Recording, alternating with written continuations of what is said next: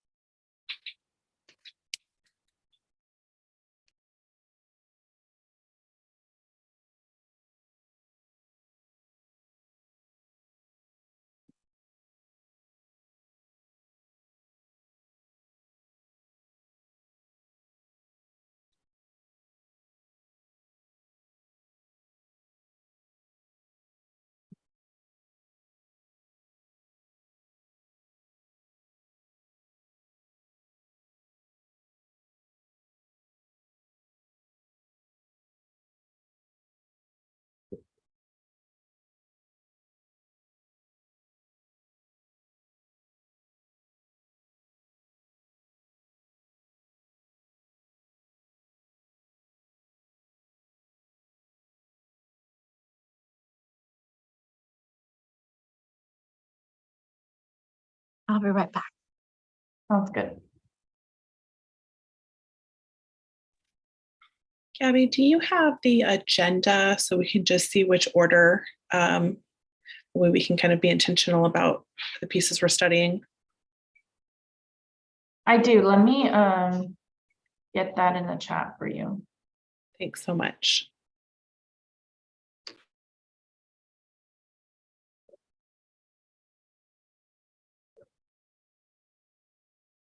I'm not sure if this link will work.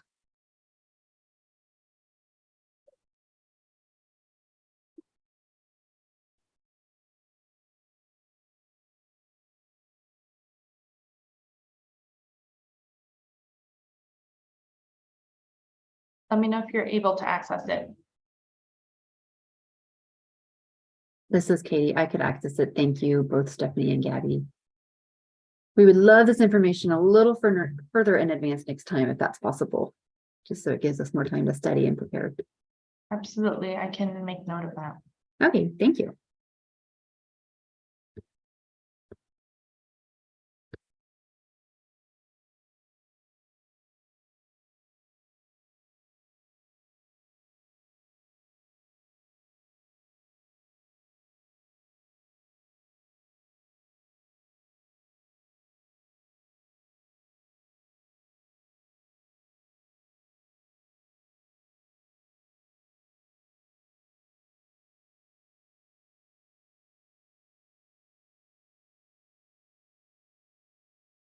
Hi, Stephanie. Welcome.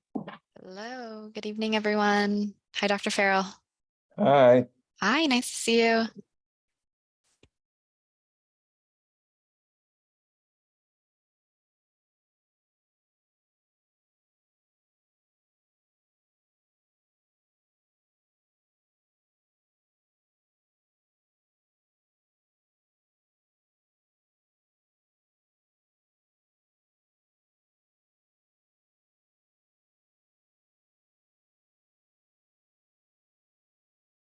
Thanks for joining, everyone. We'll get started in just a few minutes.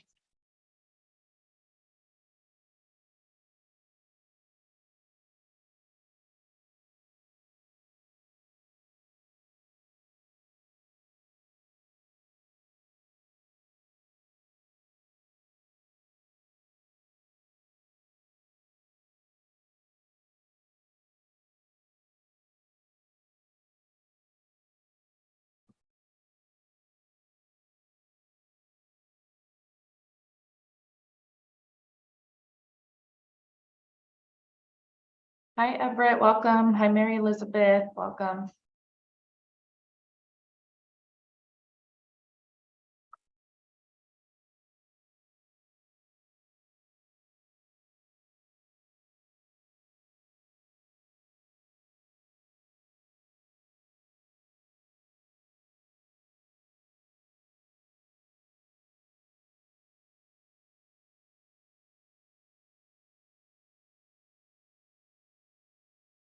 Thanks for joining, everybody. Welcome. We'll get started in just a minute or so, just letting folks kind of transition in.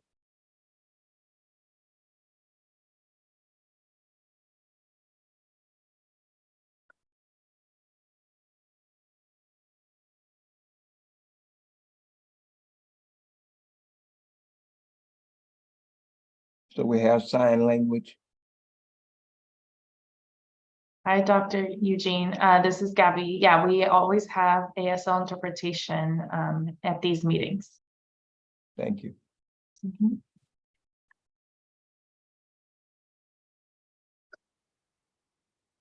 All right, everyone. We're right about at 5 o'clock, and I'm seeing some more folks trickling in.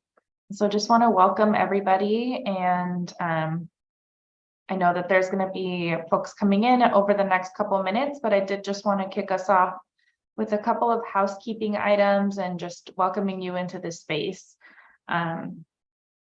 So yeah, with that, just wanted to thank you all for joining today's call. My name is Gabby Magaña. I work at Harder & Company, and I'm part of the facilitation team for the Valley AB617 efforts in Stockton. And I'm actually joined here by one of my colleagues, Vanessa, as well as my colleague, Dr. Amy Ramos, who you may see around, and you'll get to hear from at several points throughout today's meeting as well. So yeah, we're incredibly grateful for you spending your time here today with us, for engaging in this process, for using this space to really, share your thoughts, your perspective with us. And so we have a really great agenda planned here today for today's conversation. It's really designed to give you an opportunity to receive updates on the SERP implementation. And there's also a couple seasonal activities, including wildfire outreach. And we're also going to get an update from the Mobility Collective efforts from SJCOG. So there's going to be space to hear from subcommittees if time permits, and then we'll do some intentional planning around meeting schedule and frequency for the remainder of the year.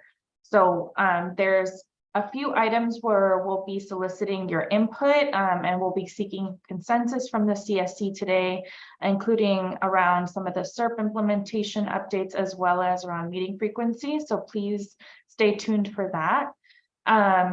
As a reminder, just wanted to share that several of the items from today's agenda are really gathered from that inclusive process that we held earlier at the beginning of this quarter in March, where present CSC members helped to provide input on the topics that were identified. And so the topics in today's agenda are drawn from those planning conversations. I did want to share that since the planning session that we last had was for this quarter, and this quarter ends in June, we will have a regular agenda setting meeting tomorrow. So I'm looking forward to seeing those of you who can join in that space. But with that, I did want to just go through a couple of meeting logistics. I know it's always helpful to have a refresher, even no matter how many times we've done this, which today's our actually 43rd meeting. So congratulations on that. So just regular housekeeping items that you're very used to for CSC members are naming conventions, using CSC, first and last name, or R if you are a resident. And then for any other agencies to notate, for example, if you're Air District or CARB, P for the general public, or just writing out your organizational name. We also ask that you please link your phone audio to your visuals if you're joining on two devices. So you can do this by following the prompts. And if you select the little arrow next to the microphone, it'll pop up a menu. You can follow the prompts on there to connect both of those audios. This helps us in the event that we ever need to do breakout groups.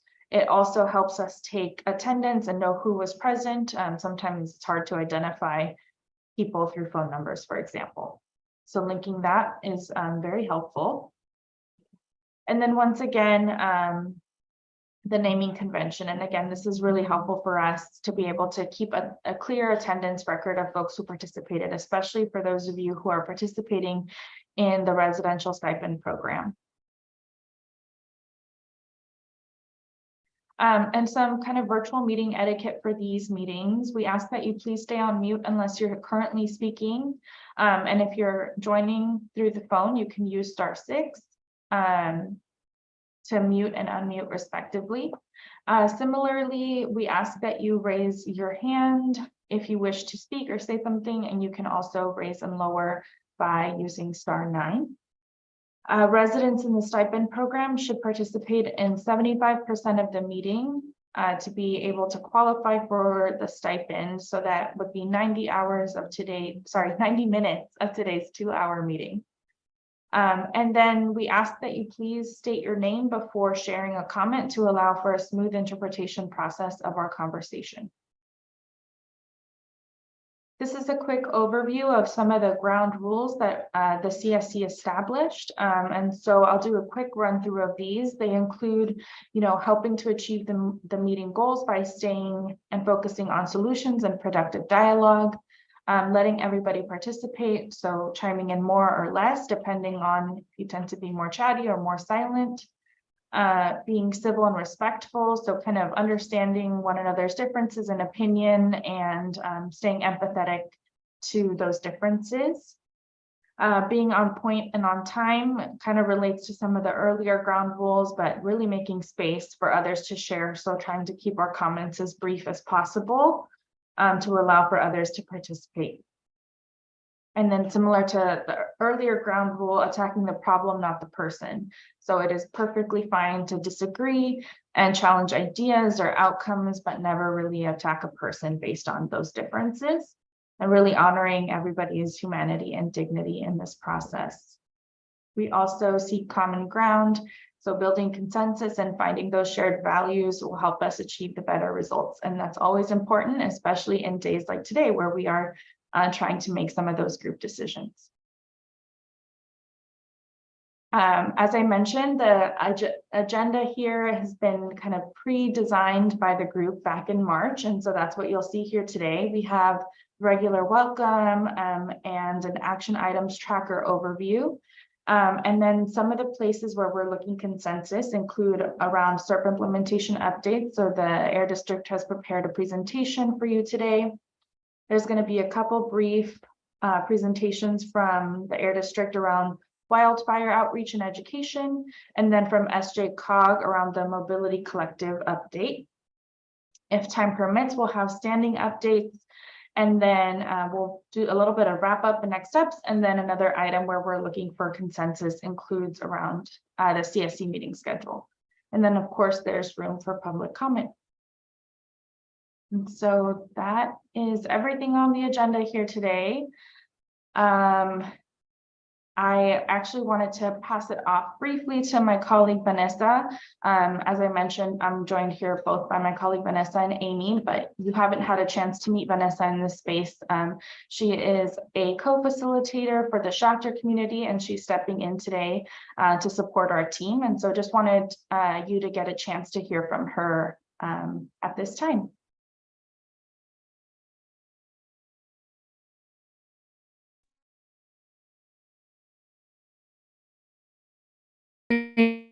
Thank you, Gabby, for the introduction. Hi, everyone. My name is Vanessa. I usually co-facilitate meetings for the Stockton community, and I'll be filling in for Laura today. And I just wanted to say how thankful I am for all of you allowing me the space. I know I'm new here, and I really don't know what the unique needs are of the Stockton community yet, but I'm excited to learn more about those. I'm excited to learn more tonight and excited to connect with you during the next 2 hours. So thank you so much. I'm going to go ahead and pass it on to Gabby at this time.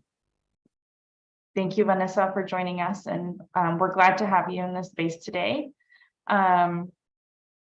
I also just wanted to pass it off to the Air District, per usual, to get any kind of welcoming remarks or any framing that you'd like to share with the group at this time. And thank you, Vanessa, everyone, this evening. I just want to welcome you all and thank you once again. As you mentioned, are just following along with. Jess, this is Stephanie. I'm seeing also some other faces. I'm having a really hard time hearing you. You're quiet and you're also a little bit laggy. Thank you. Is this better? Okay. Thank you. Thanks, Steph. Thanks for stopping me.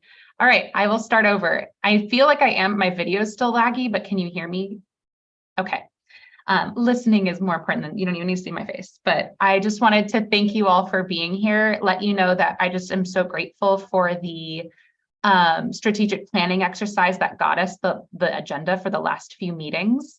And just welcome a lot of great discussion today. We have so many great topics, and I think that today you'll get a chance to hear from a couple different folks you don't normally hear present at our meetings. So I'm just really looking forward to that as well.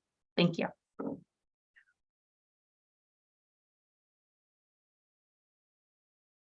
Thank you, Jess. Appreciate you sharing that with the full group. And we have a pretty packed agenda, so I'm actually just going to transition us right into our next agenda item. But before that, just want to do a quick shout out and say we don't actually have a community co-host this month, but we always welcome them. And so if it's something you're interested in for a future month, just wanted to throw that out there. And we are more than happy to coordinate with you and collaborate on that process. On that note, one of our standing agenda items includes the action items tracker, which really helps us, stay accountable to the commitments that we make during these meetings. And as you know, our team captures those action items throughout the duration of our calls. And so, as usual, Stephanie from the Air District will be sharing her screen and reviewing the action items tracker.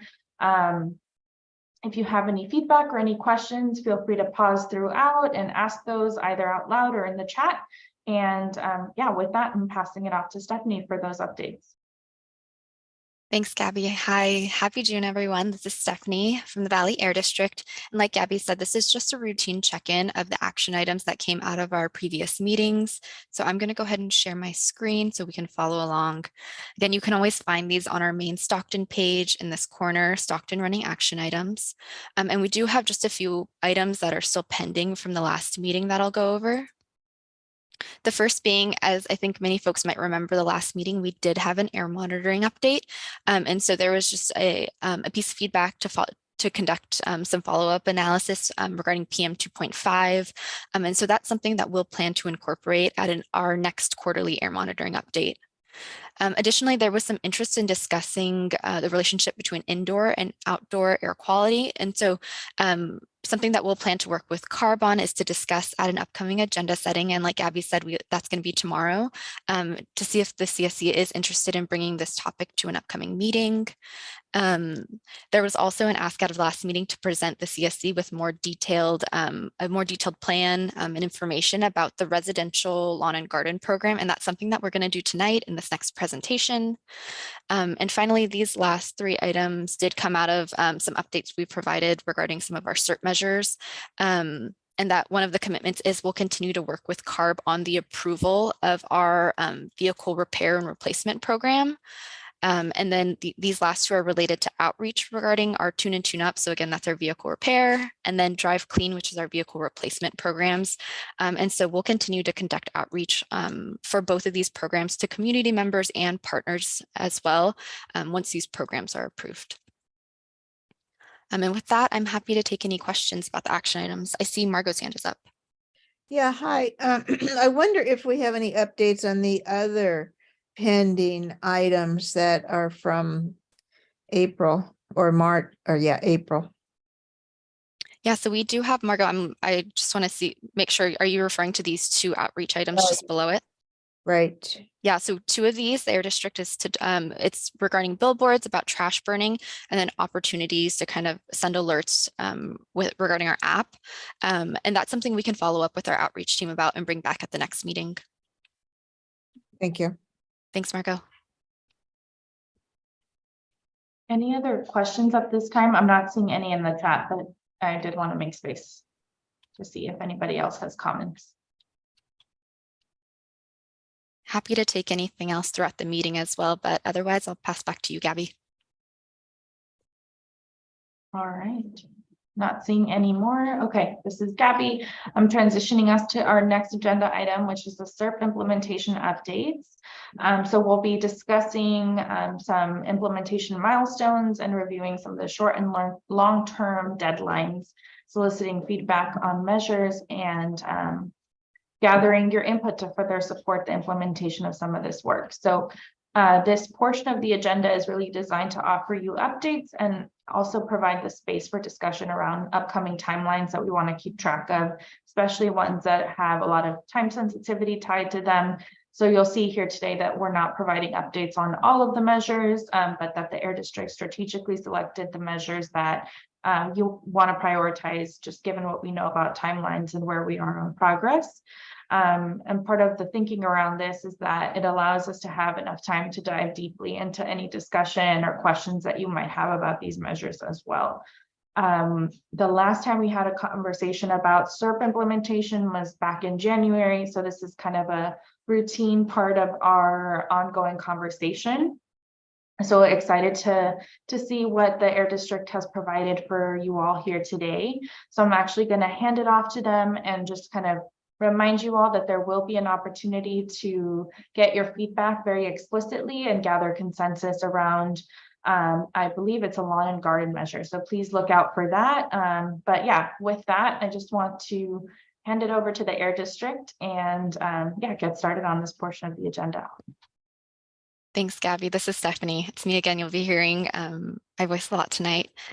Anyway, I just want to reiterate what Gabby is sharing, in that we did have this presentation, a very similar one back in January, and it was our commitment to you all that we bring kind of these very high level updates. I think month to month, we always want to be providing kind of any relevant updates that are happening with specific CERT measures.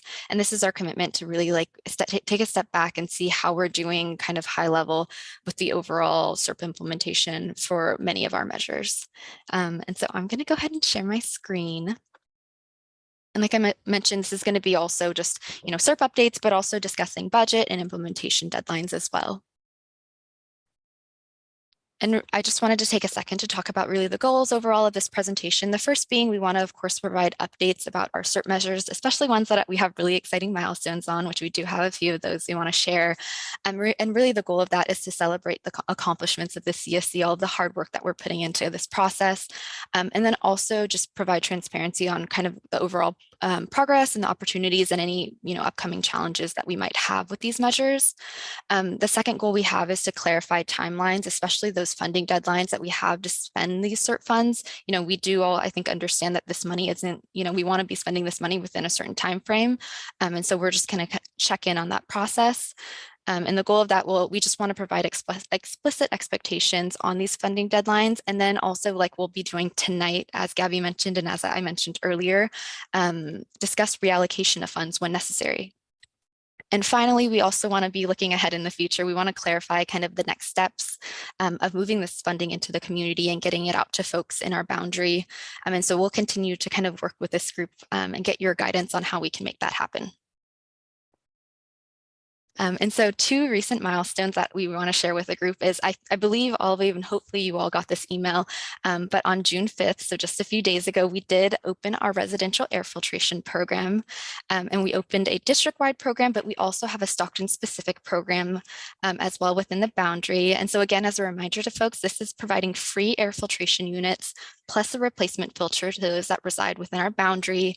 And again, it's completely free to folks, and the application we really want to make sure that this is reaching folks that are most in need. And so we've really streamlined this process and made it as simple as possible. It's available via, you can kind of access it via your phone. We also have staff on hand to help folks apply if they're not able to do it by themselves on the phone. And so we're really excited about this program being open. Cass with our outreach team is going to talk about it a little bit later as well. But I did want to share some steps we've kind of taken with this, is that we have sent flyers out to everyone in the CSC. They should be getting to you soon, as well as we plan to reach out to, as I think many of you know, in April, we had a little bit of an item at one of the tables to discuss who we'd reach out to once this program opened. And so our team is following up with those organizations and different council members that represent the area to kind of share this information out to folks. The second milestone that I wanted to share is we have finalized contracts with Stockton Unified School District for 10 electric school buses, which is super exciting. And kind of the next steps here is for the school district to actually move forward with purchasing them. And we'll of course update the CSC with any exciting updates there. But those are two milestones that we just wanted to share with the group. Does anyone have any questions here? And Gabby, I'll look to you. I can see like maybe a handful of people. I saw a question in the chat just related to air monitoring and it being down. And so Jess has noted that she's going to be investigating and trying to get a little bit more clarity about which site. specifically was down. Yeah, no, there's only the one site in Stockton.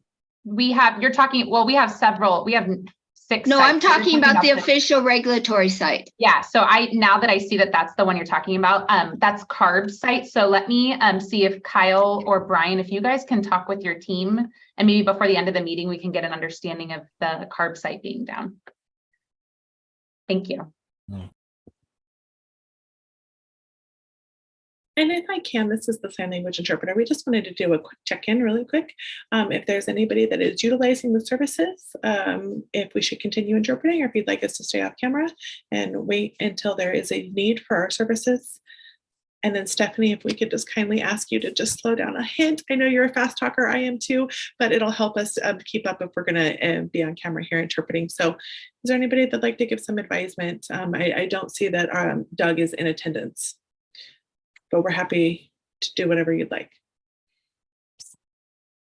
Yeah, I don't see that Douglas is here either, and we did let him know of the meeting. I think typically what we've done is we've pinned the interpreters and then recorded it. That way Douglas can watch it later.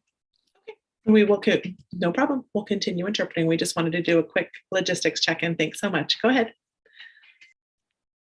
Thank you. And I see Mary's hand is up. Thank you, Stephanie. That's what I was going to ask that occur. Thank you. And so I'll move on to the next slide here. And I think this slide is very familiar to folks. We show it pretty often just to kind of show progress on where our project plans are. As a reminder to folks, our project plans are what we as a district will kind of put together that have guidelines of how funding is spent on the program that we submit to CARB for approval. And this kind of shows the status. We do have a handful in which our district is still working either with subcommittees or the CSC on to kind of move forward and that we're working on drafting. We do have a handful that are related to our passenger vehicle repair and replacement program that are with CARB awaiting approval and that we're kind of going back and forth with our team. And we do have a predominantly most of these plans are either approved or pre-approved and open for funding right now. And this slide is kind of digging into the deadlines for these projects. I think as most folks know, we do have this kind of process is a 5-year process in which for this community is ending in July of 2026. For these incentive measures, in order to kind of include a buffer time to allow for contracting that needs to happen, to allow for time for kind of purchasing and then also delivery for the units, especially units that are a little bit bigger, whether that be like a vehicle or like replacing like a lawnmower. And we do anticipate that all of these contracts should be paid by March of 2026 to allow to meet this July 2026 deadline. And I'll kind of dig in a little more what that means per kind of types of measures. So for some of the ones that we anticipate to be kind of longer term projects, like our trees projects or air filtration, we do anticipate sometime in like June of 2023 to be under contract to allow for time for those projects to occur. For things that are really large units that we do know maybe have like backlogs of purchasing and that will require a lot of delivery time, think like heavy duty projects such as trucks or school buses, we are anticipating that contracts will need to be underway by October of 2024 to give the applicants about 18 months for delivery and kind of that contracting to happen.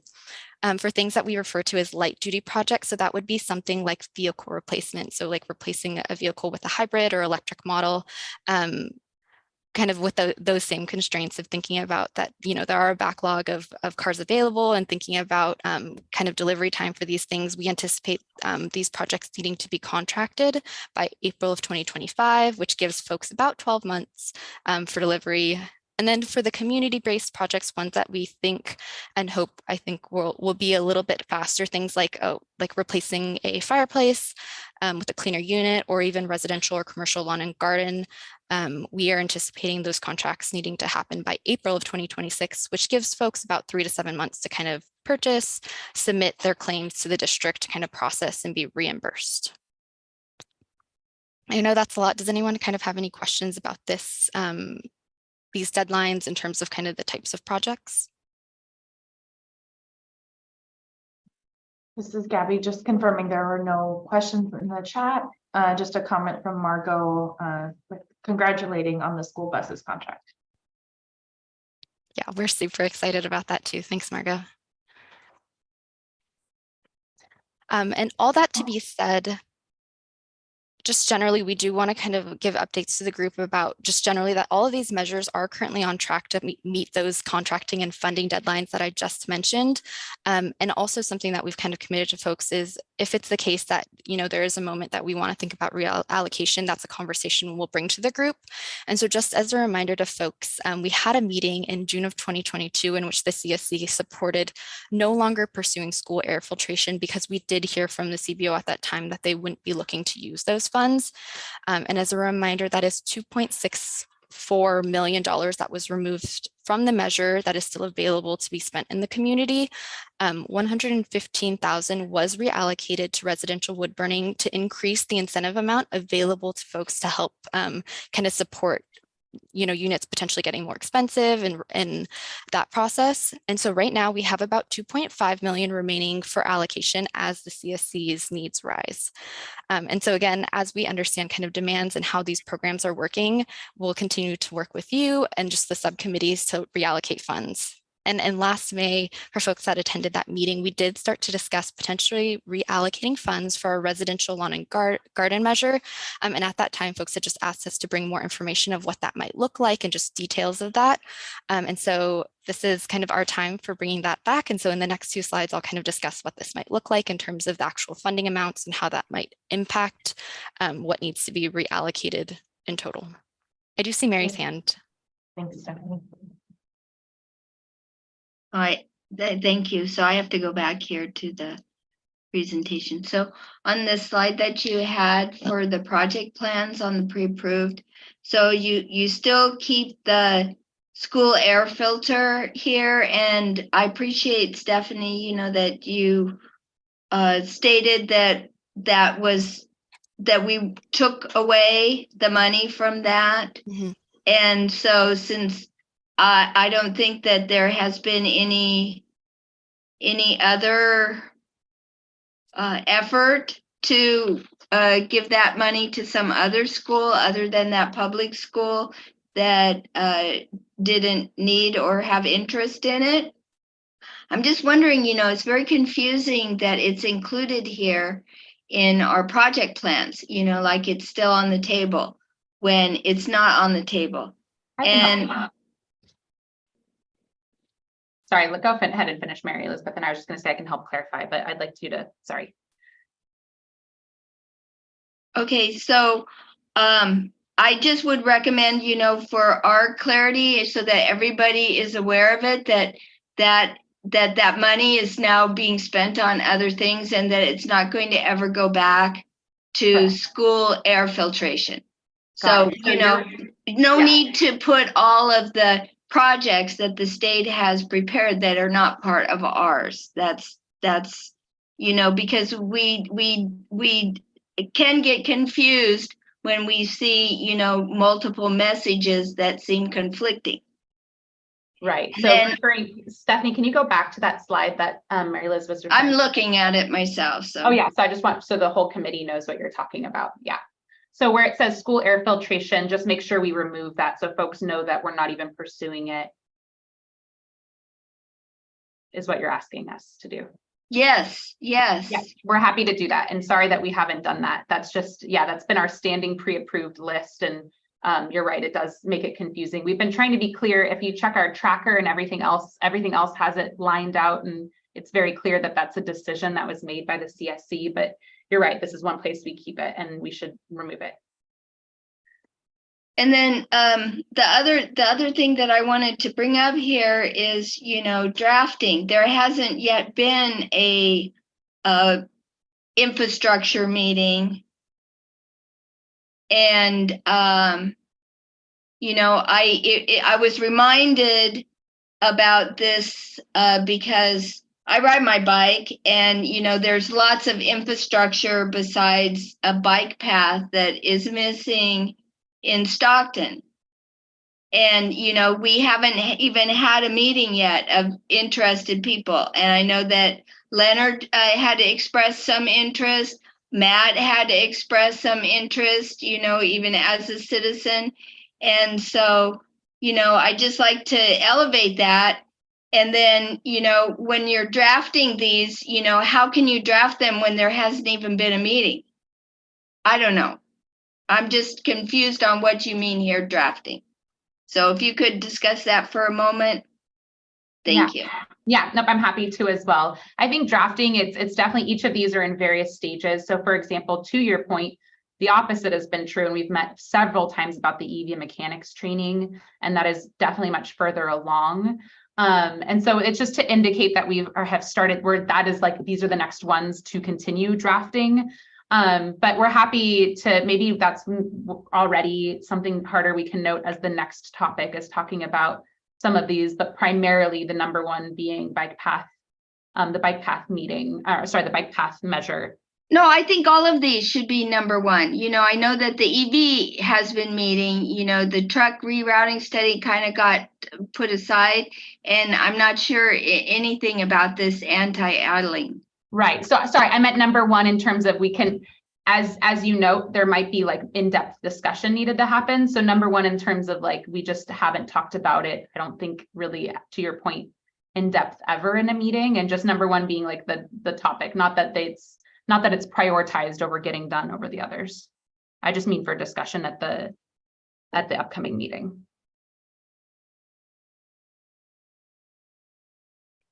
Thank you. Thank you. Thank you.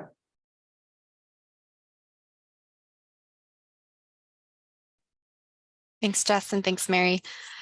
In this next slide, we're going to discuss, like I mentioned previously, an opportunity to potentially reallocate funds. We started this discussion in May, and folks just wanted a little bit more details about kind of, I think, maybe the impact of this measure and just what it would look like in terms of like the amount of money that needs to be reallocated.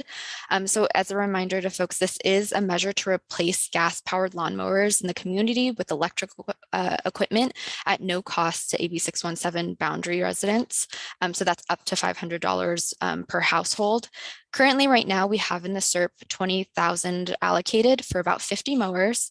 And right now we have 17 residents that have taken advantage of this measure, which leaves about just under 14K remaining for about 35 mowers. And just in terms of I think putting into perspective the impact of this measure, we heard from CARB last time also just kind of what kind of impact it can have on the community. And they've actually put together this graphic that we wanted to remind folks about, and that just 1 hour of lawnmower use is about equivalent to like a gas powered car driving about 300 miles from LA to Vegas. And so it does have impacts on the community. And just in perspective, lawnmowers are things that are very localized in the community. You know, it's something that's happening in people's front yards where kids and families, you know, can be located. And so we just kind of wanted to put that all in perspective for folks of just kind of the impact of this measure.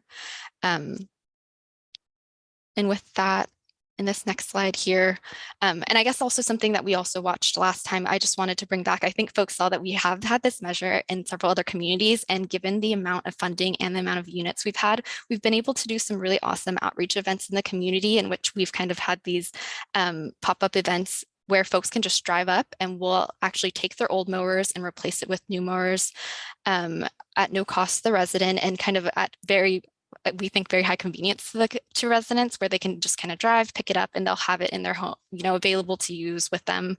And we also have found that this is a way that, you know, folks have been able to tell their neighbors about it, family members as well. And it's been able to offer really high visibility in the community when we are able to do these outreach events. And kind of with all that said, we did want to, that information, and just knowing that with the funds that, so again, the funds that we're looking to reallocate, we have over 2.5 million available in the school air filtration measure. And what we're proposing for the CSC to give us feedback on is to potentially add 100,000 to the residential lawn and garden measure, which is to add about 200 mowers and to be able to hold these large events in the community. And so kind of what we're proposing is, you know, for folks to give us feedback on, yes, do we want that to happen? And if folks are not interested in that happening, we just won't add the 100K to residential lawn and garden. There won't be any change to that funding, and we'll continue to provide funds for those remaining 37 mowers. And all of that will leave, you know, if it is the case that we reallocate this 100K, this would leave about 2.4 million remaining for reallocation and other measures as we find necessary as a group. With that, I see Mary's hand is up. Yes, did you want us to vote on this now? Yeah, so I can go ahead and step in here. This is Gabby. We'd like to see if there's consensus among the CSC. So opening it up for any broad comments and kind of seeing if you're in favor of pursuing this or potentially opposed. So yeah, just we'll open it up for broad comments first. And Mary, wondering if you wanted to share something.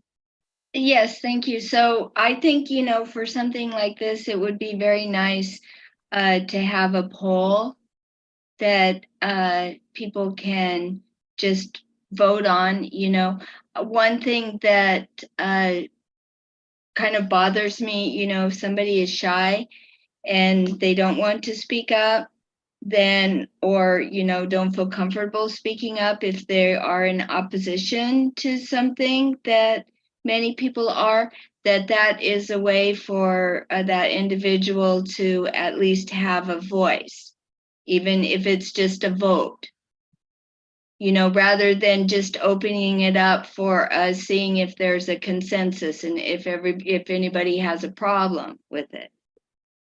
Thank you, Mary Elizabeth. This is Gabby, and we are fully prepared to collect a vote. The reason we start off with seeking consensus first is just per what's indicated in your charter. And so the process is to seek consensus amongst the group, and then if there are any sort of opposition, then we do move to a formal vote, and we are prepared to do that in small breakout groups if necessary today. And I would also just say, I think we all completely welcome folks to send private chats too if you don't feel comfortable sharing your opposition out loud. And so you can do that to anybody present here with the Air District or any of the facilitators, and we can make note of, you know, where there's opposition as well in that private manner. So just offering a couple different solutions. Yeah, did I hear somebody else share? Yeah, go for it, Everett. I would just like to say that I think that it is a good idea, especially for the Stockton area. But I think it is something that we should talk about, because I think that we can even discuss maybe half of that going there and something going somewhere else. I don't think we need to rush into it. I think we need to talk about it. Thank you. Thank you, Everett. I'm wondering if anybody else has additional comments, maybe some hesitation in moving forward, if you feel comfortable voicing that. I'm wondering, Stephanie, if you can share this screen again, because that might help folks. In particular, just to Everett's comments, I want folks to, and we put it at the bottom, this is only 100,000, which is definitely a lot of money, I think, to each one of us as like individuals, but there is still a lot of funding remaining. So I think Everett's point is well taken in that if we identify other measures, we still have a lot of funding available. Say down the road, we think that air filtration, you know, for residential air filtration maybe runs out of money and we want to add more money. There's still a lot of money. And so we were hoping just to add that context by sharing this slide.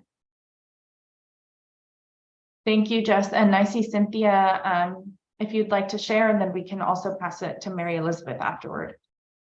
Yeah, thank you. I'm definitely in support of this measure moving forward and giving the $100,000, but I think I wanted to add that to the points that we were just talking, maybe once we vote yes for this measure, we make a commitment to not, you know, add more funds to this measure until we have that full-on conversation about all of the additional measures that might need funding, like the ones that Jessica pointed out. So I just wanted to make that a little bit clear, like we're yes to lawnmowers, but this area can't get funding until everybody feels satisfied with the conversations on the additional measures, if that sounds good to folks. Thank you, Cynthia. Appreciate you sharing that. And I saw a general agreement with that statement too. Mary Elizabeth and then Margot. Yes, I heard that Everett was concerned about just with like 5 times the amount that we had originally allocated for this portion of this project. And I wouldn't have any problem with doing 50,000 either.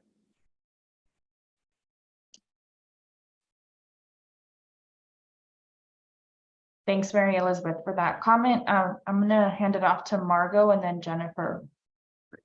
Yeah, Nate put in the chat, he put in a suggestion to increase the amount, which is where I was thinking of, we ought to look at. Mostly because I'm not sure where we're at. The fact that only 17 mowers have been dispersed. I mean, that's a little concerning. If we were able to move 200 mowers, which I think we could with really good outreach, there's a lot of residents in this area. I really think at least 100,000 would be a good move, but I liked Nate's suggestion for 200,000, but I'm not going to go there right now. Gabby, I have an answer to that, but I think Janine maybe was going to go there just to talk about how the outreach we've done so far versus what an event typically does. Maybe Janine, if you can help. You knew exactly where I was going with that, Jessica. This is Janine. One of the things we have found in the other communities is that many of the residents don't have the financial means to do the traditional program that's currently available, meaning they go to the store, they buy the new mower, they take their old one, they drive it to a dismantler to drop it off, and then send us in the paperwork to get reimbursed. They don't have that kind of money, $500 that they can just go and spend like that.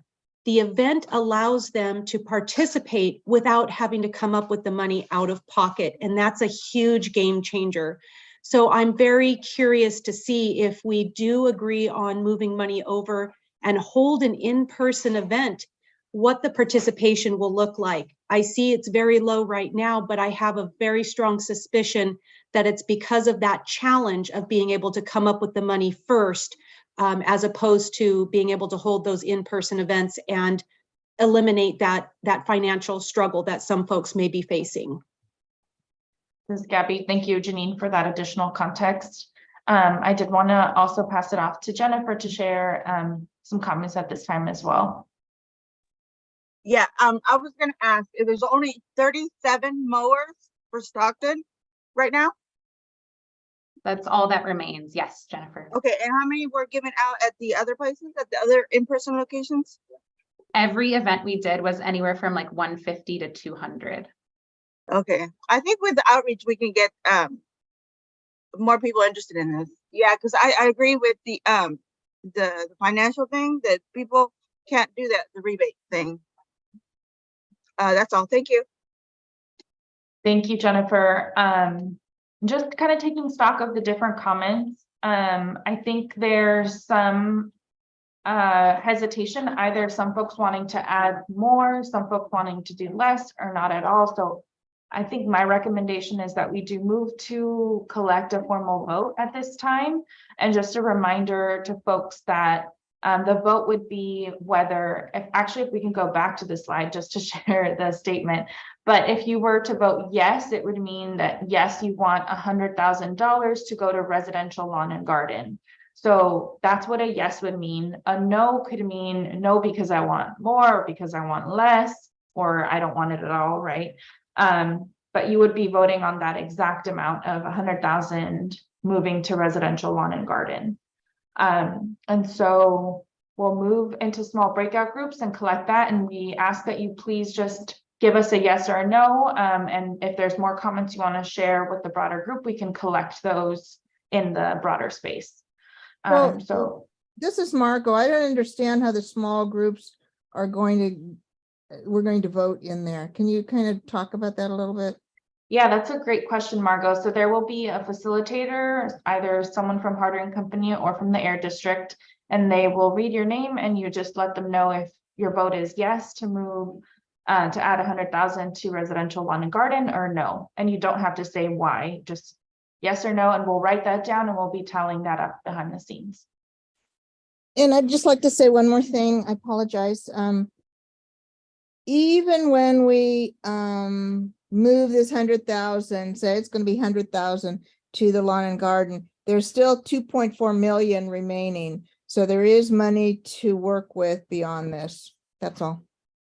Thanks, Margot. And Jennifer, yeah, if you wanted to add anything before we go into breakout groups. No, I'm fine, Okay. thank you. Yeah.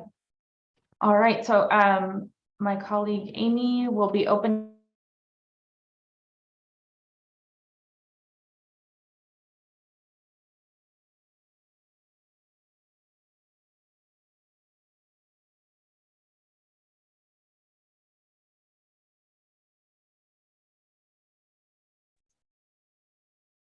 You should all be in a breakout room now. Yep, I think we're good. I had a scan. I was like, okay, we're all agency folks. So- Okay, so I'm gonna leave you all here. Jess, if you could show your screen, please, letting folks know that we are in a breakout room, and I'll be right back. Yep. Am I supposed to have that slide?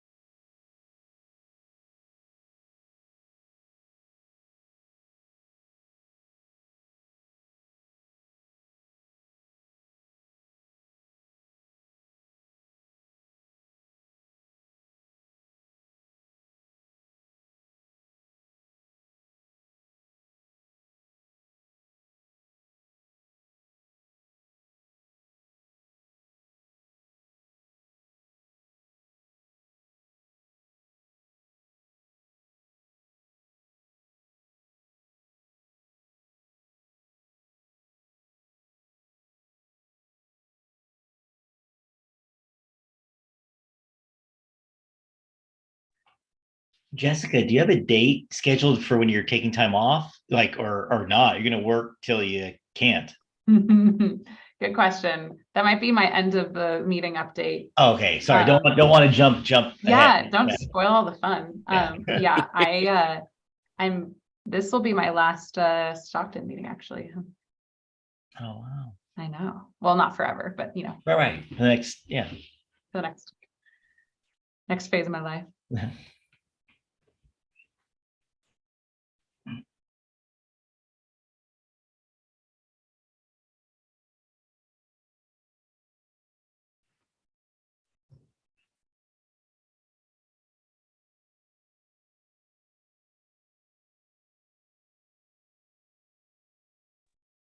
I think folks are slowly coming back, but there's still a couple of rooms that are going through the process of voting. So thank you for your patience at this time.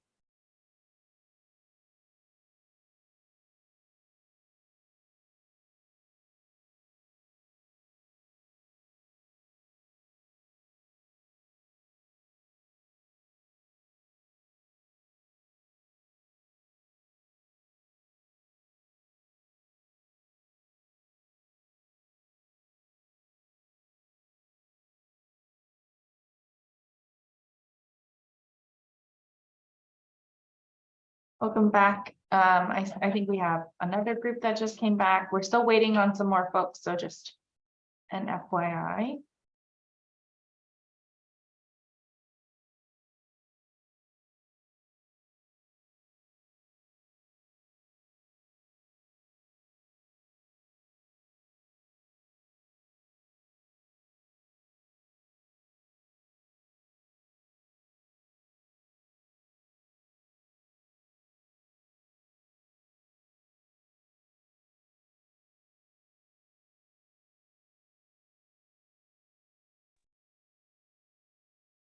Amy, I'm gonna make an announcement to the breakout rooms, just to let them know that once they cast their vote, they can come back. Thank you. Hi, folks in the breakout rooms. As soon as you're done casting your vote, you can come back to the main room.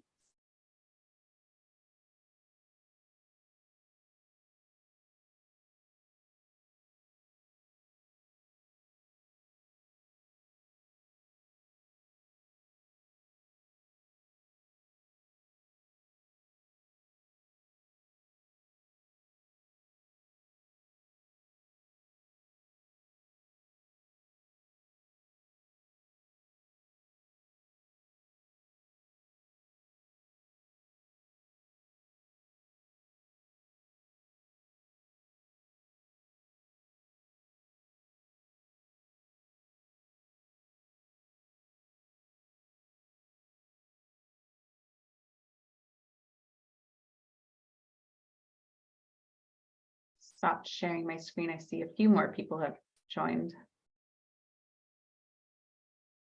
Thank you, Jessica. I'm just taking a look at the breakout rooms to see how many folks. I think we've got 5 folks are still in the process of voting.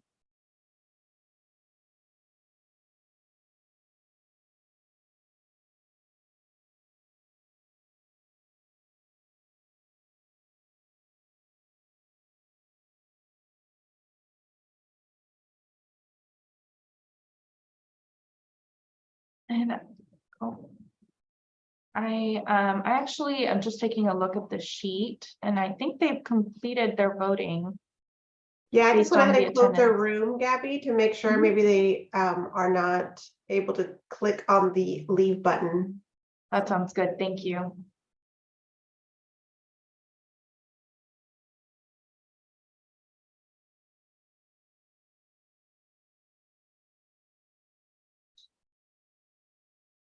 All right, welcome back, everyone. So we've got, I think everybody has returned from the breakout group.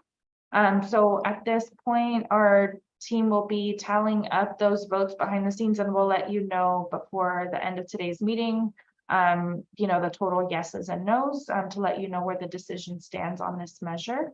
But in the interest of time, I just wanted to see if there were any additional comments folks wanted to share with the larger group before we transition to our next agenda item. This is Stephanie. Gabby, I actually had one last slide to share. It's very quick. Yeah, let's go ahead and do that. Before we do that, I see Mary Elizabeth, your hand is up. Yes, I just was wondering on the timing of this. Is this event here something that can happen before September? I think September maybe sounds like the right timing for it. I think that's about the time it would happen, just because we have to contact, we usually work through a particular hardware store and work with the manufacturer to make sure they have the inventory. So it does take a little time to ramp up, but about September sounds like the right time frame. And we'll keep you all in the loop, and we'll probably, certainly through the outreach committee and maybe whoever else wants to help us, work with you all on planning the event. That's what we've done in the past as well. Thank you. And Stephanie, you can go ahead and share. Perfect. Thank you all for participating in that. One final slide, we just kind of wanted to talk about next steps for getting funding into the community. One, I think, really big measure right now that we just, again, like I mentioned, open up the program for is residential air filtration. And so currently the Air District is reaching out to different CBOs in the community to distribute information about the program. And we just encourage anyone in this group that's interested in talking about outreach for the program to attend this Friday's outreach subcommittee. And if you have any questions about attending it or need the Zoom link, feel free to email any of us. But with that, that's all that I had for this presentation. Happy to take any other questions. Can you just say what CBO stands for? Oh, sure. This is Stephanie. CBO is community-based organization. And like I mentioned, we have a kind of a running list from our April in-person meeting of organizations that you all recommended that we reach out to, different like health organizations, ones that work in the community with residents. So we're working on reaching out to all those folks just so they're aware of the program and they can reach out to the constituents that they work with. Thank you, Stephanie. This is Gabby. I just wanted to share that we were able to tally up all the votes just now and wanted to report back that there were 15 votes for yes and 0 votes for no. So I think the consensus is to move forward with implementing that modification of adding the 100,000 to lawn and garden. Thank you, everyone. All right, and our next agenda item is a presentation, I believe, from the Air District around wildfire outreach and education. And just to kind of refresh our memories, this was something that the CSC raised as a point of interest, especially given wildfire air pollution and kind of the seasonal nature of wildfires in California. And so that came up during our March planning meeting, and the Air District has prepared a presentation for you today to share more information and resources with you. So I'm going to hand it off. I believe Cass will be sharing today. Okay, thank you. The floor is yours. Perfect. Good evening. My name is Cassandra Melching, and I'm with the Valley Air District. I'm going to go ahead and share my screen, hopefully. Let's get this going. Share screen. Okay, can you guys see that? We Yes? can see it. Thank you. Perfect. So I'll go ahead and get started. So our core focus during a wildfire event is to make sure the public is aware of what is going on. With wildfire season just around the corner, the time to prepare for wildfires is now. We do a lot of information sharing, both before wildfires hit and during wildfire events. We utilize social media platforms, mobile apps, and local English and Spanish language media to get the word out. We communicate with Valley schools to ensure accurate information to make decisions for their students. We communicate directly with the public through phone calls, email, events, and talk about, the wildfire impacts. We do press releases. On the screen, you'll see the current one that we just recently put out asking folks if they're wildfire ready. And this goes out to all county health officials, to the public, to news outlets, and any individual that signs up for our email listserv. So maintaining a presence on social media has been a valuable tool in allowing us to engage with the public and share important information. Currently, we post in both in English and Spanish on our 4 primary social media accounts. We're on Facebook, Twitter, Instagram, and Nextdoor. And this has proven to be a really great way for us to get, the wildfire information out there. Educating residents on available air quality tools. So this slide talks about the different ways that you can receive air quality information. The beauty of it is that there's all different types of apps that are out there, and we encourage folks to take a look at each and every one and utilize the one that's going to work best for you. We, of course, do have our own. The first 2 to the left is our own app. It's the Valley Air app. It's been downloaded over 59,000 times. And this one is it's a great tool. It gives you hourly air quality information. We track ozone and PM 2.5. And so it will give you the leading dominant pollutant, and then it will also tell you how you should proceed with your outdoor activity based on whatever level it falls on. So that one is ours. The third one in the middle is the EPA Air Now app. And again, that's another great tool that will give you air quality information. The fourth one is the EPA Fire and Smoke app.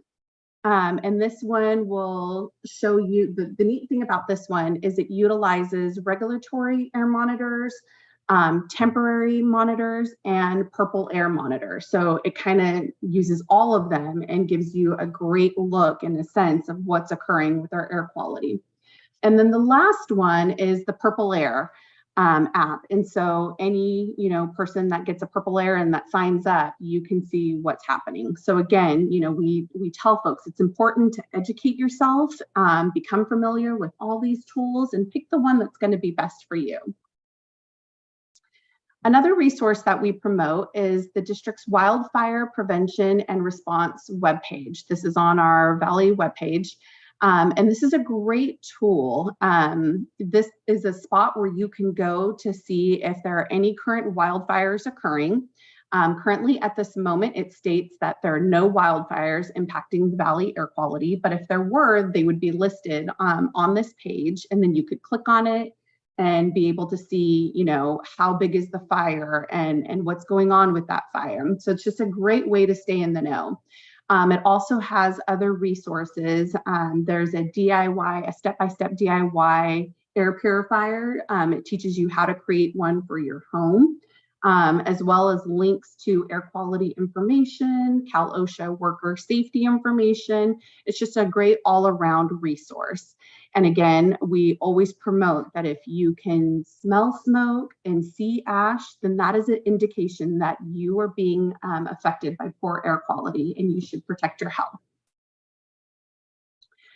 Next up, we have our wildfire trilingual infographic. So this is a marketing piece that we created and put together. This is something that we use at all of our events. It's a great tool to, again, educate folks on the impacts of wildfire smoke. We've partnered with a couple of school districts and we were able to get this into Peach Jar and get these out to parents. But any event that we go to, we always hand this out. And so we have it in a cardboard form, and we also have it in a magnet form. We did produce these in 3 languages, English, Spanish, and Hmong. So, you know, we have all different kinds of resources available, and this is just a great tool. So in response to poor air quality that is generated due to wildfires, the Valley Air District has 2 grant programs to help with this issue. The first one is the Clean Air Centers Pilot Program. And so this offers vulnerable populations a respite from wildfires and other smoke events. And so essentially, this provides funds to facilities so they can get high efficiency air filtration systems. And so we're looking for schools, community centers, senior centers, sports centers, libraries, and other publicly accessible buildings. Yes, Mary, you have a question? I just was wondering, had you contacted the city of Stockton? And I know at some point we had talked about the importance of using community centers that they're using for heat and cold, that they participate. But have you gotten anywhere with the city of Stockton? Janine, I'm going to lean on you. Thank you. This is Janine.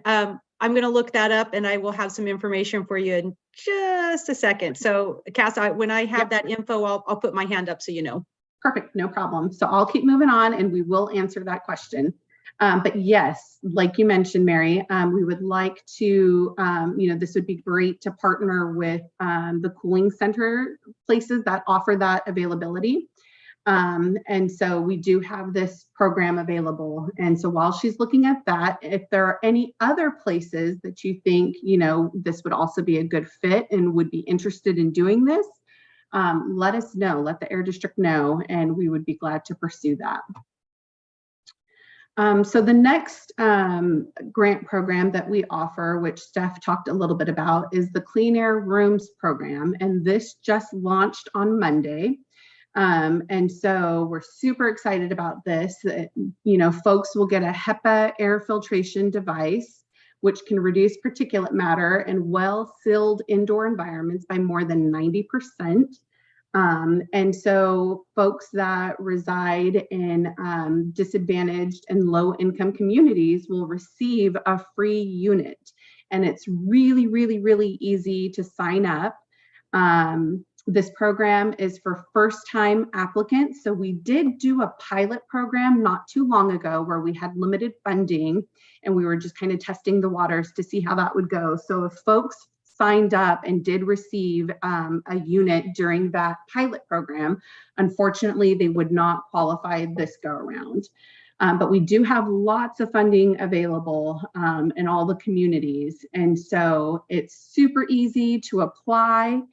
The devices will be awarded on a first come, first served basis and shipped directly to the applicant's home. Okay, Janine, you ready? Sorry, I put the clappy hand up there instead of the raise hand, but no. So I did drop a quick note in the chat. We did receive 5 applications from County of San Joaquin, and they are for 5 separate locations in the city of Stockton. I'm thinking these are probably libraries. It does not tell me on my data set here what the locations are, but usually when we've received applications from a county entity, it's for their libraries. So moving back on to the Clean Air Rooms program. So again, first come, first serve. Folks will get it shipped directly to their home. If you need help applying, you can always call the district. The number is listed there at the bottom. And then I just kind of wanted to show you how easy this is. Hold on, stop sharing. And we will go to the portal. Okay,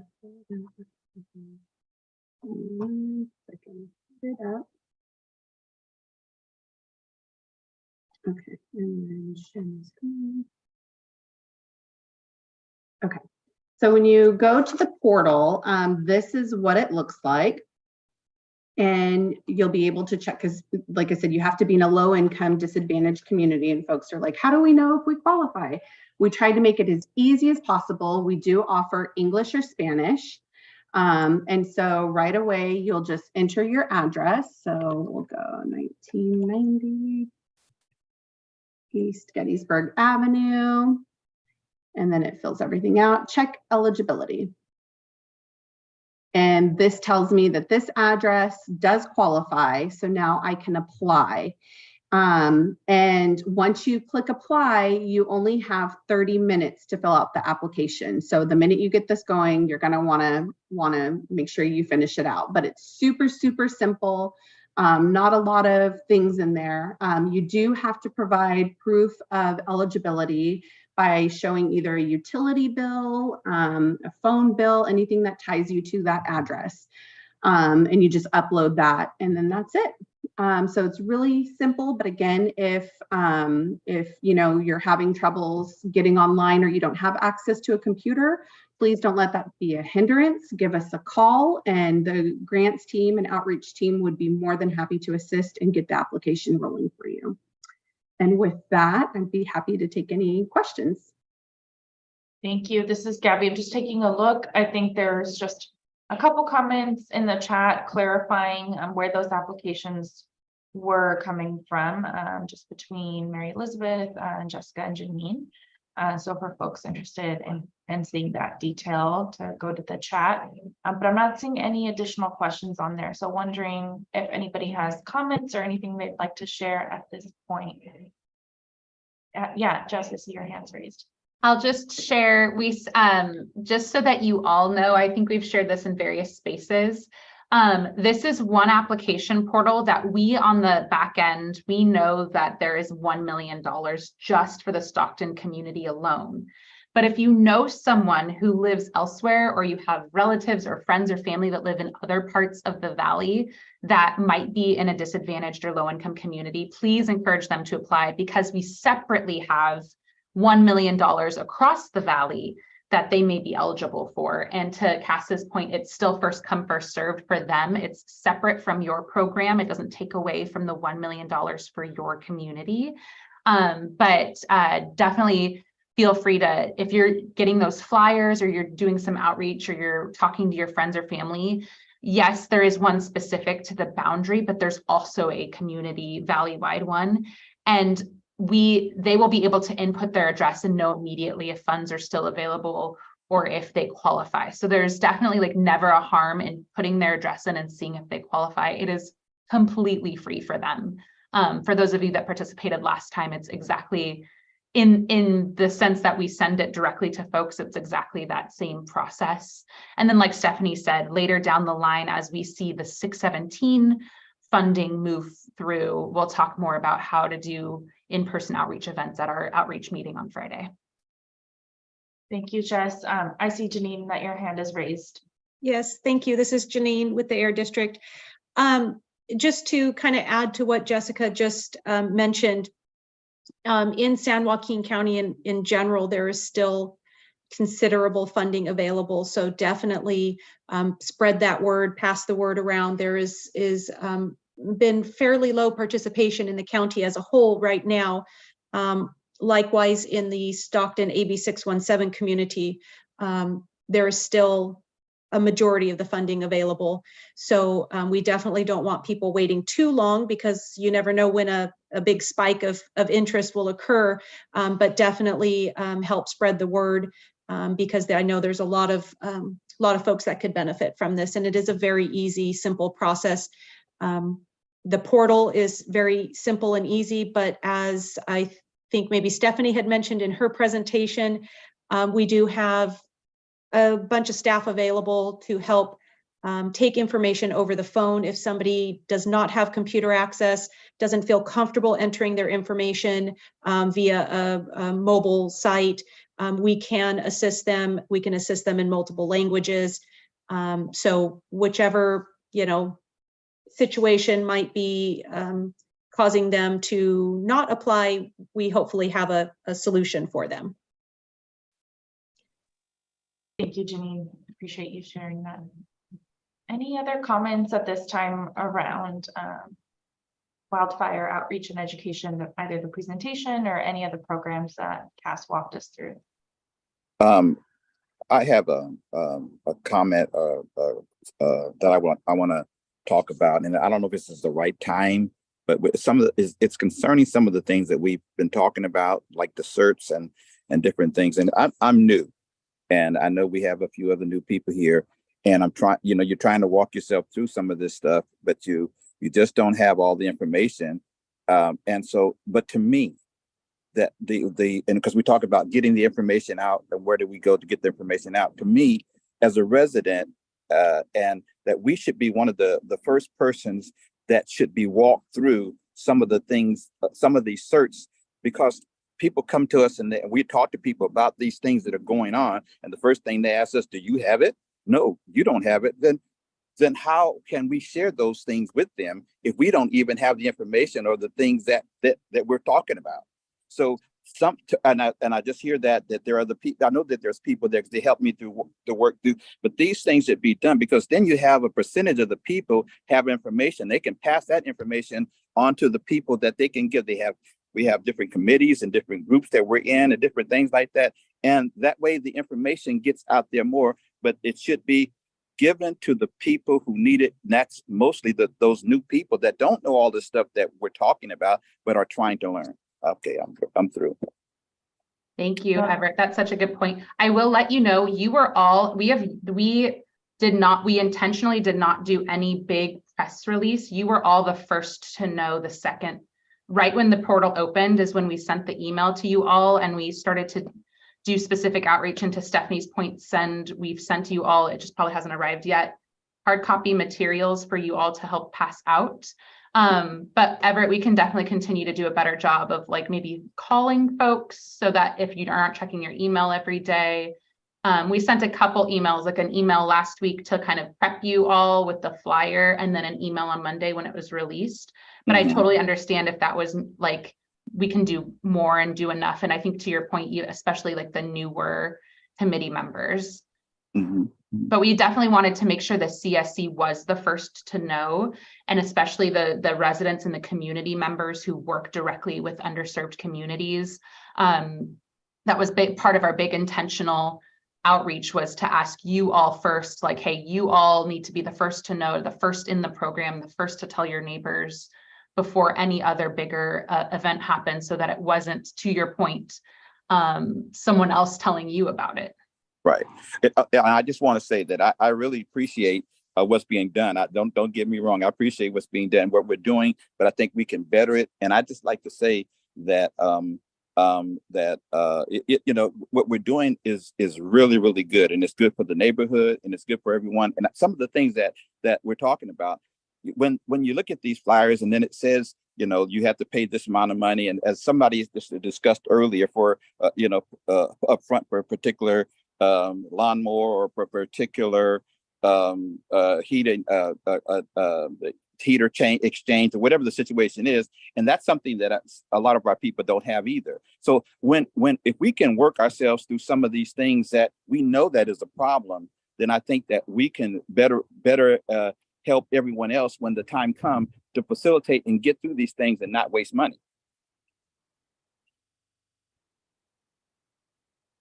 Yeah, definitely noted. And I think maybe one of the things I'm noting now, because we have an outreach subcommittee on Friday, maybe that's one of the topics that we can hit on, is making sure that it's clear, you know, what the expectations are in some of these programs and some of our outreach material, and even in our outreach plans to you all ahead of that. Thank you, Everett. Thank you, Everett, for sharing this feedback. And I know we haven't had an agenda setting meeting in a while, but also encourage those of you who can join those meetings to share constant feedback about how we can improve presentations and how we can make information more accessible to the CSC, including, Everett, to your point, information around the SERP implementation, especially for folks who are newer to this process. So I appreciate you sharing that out loud with the group, and definitely, I think something that all of us, including the Air District, can continue to think about, making all of that very accessible. Appreciate you highlighting that.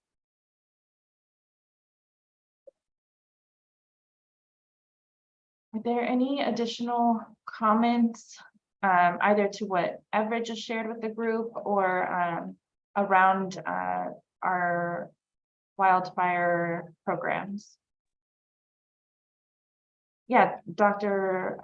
Yes, Eugene, go for it. I agree with what he has said.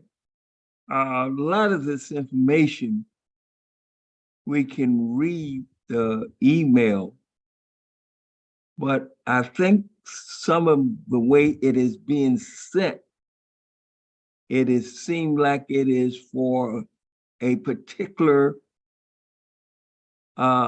group that usually meet, and not for the whole group. I think clarity and more insight on that can be handled in a better way, so that it can be noted that this is for the whole group, not just the tree group or this other, because sometimes when you get several different emails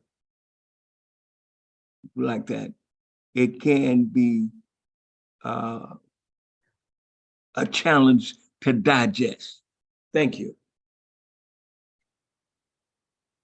Thank you, Dr. Eugene. Appreciate you uplifting that, and definitely I saw some nods from the Air District and sort of taking that into consideration for future communication.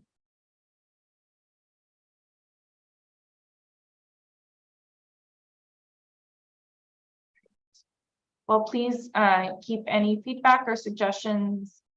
Please continue to share those with us throughout this meeting and agenda setting meetings and any future meetings that we have together. We always welcome that, and we want to make sure that we're working together to, like I said, make information as accessible as possible and make sure that we're attuning to, you know, what's most useful for the full group.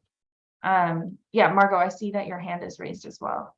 Yeah, I wasn't going to bring this up just yet, but you've mentioned several times the agenda setting meeting, and I thought they were not happening anymore. So are you reinstituting them? Is that what the discussion is?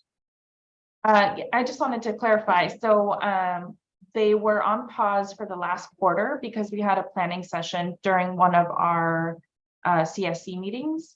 But because that quarter has come to an end, the agenda setting meetings are being reinstituted unless we, you know, schedule another planning session at a future CSC meeting. So there will be one happening tomorrow, Margot, since that planning phase just ended. Yeah, thank you for asking. Okay. So like I said, welcome everybody's thoughts throughout the duration of this meeting. Please keep your comments coming. I did want to transition us to the next agenda item, and I will be handing it off to my colleague Vanessa to walk us through kind of the purpose of our next agenda item and to introduce our next speaker as well. Hi, everyone. Can you hear me okay? Yes, we can. Thank you. Okay, perfect. Thank you so much, Gabby, for facilitating that wildfire outreach and education discussion. Many thanks to Cassandra for the info, and thank you all for your valuable questions and comments. This is Vanessa, and next we are going to pass the mic to Yvette from SJCOG, and that's the San Joaquin Council of Governments, for updates on the Mobility Incentives Program. The Stockton Transit and Mobility Incentives Pilot Program is part of the Stockton Mobility Collective project, and that's funded through CARB, or the California Air Resources Board Sustainable Transportation Equity Project, and is administered by the San Joaquin Council of Governments. And this program has transportation incentives that are offered in the community, which Yvette will be sharing more about. And I'd like to share that the goal of this item is to let the CSC know that the program is open and that residents may be eligible if interested. And now at this time, I'd like to ask you, Yvette, would you prefer questions during or after your presentation? Probably after would be good. I have just a few slides, so it's not going to be a long presentation. Okay, thank you so much. We will be sure to write down any questions that folks have and develop action items corresponding to next steps. Before I officially pass the mic over to Yvette, does anyone have any questions or comments?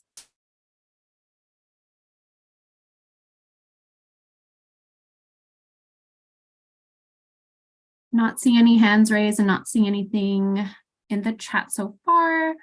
So please go ahead whenever you're ready, Yvette. Well, thank you, Vanessa. And thank you, everyone, and for having us here to talk about the Stockton Mobility Collective Mobility Incentives.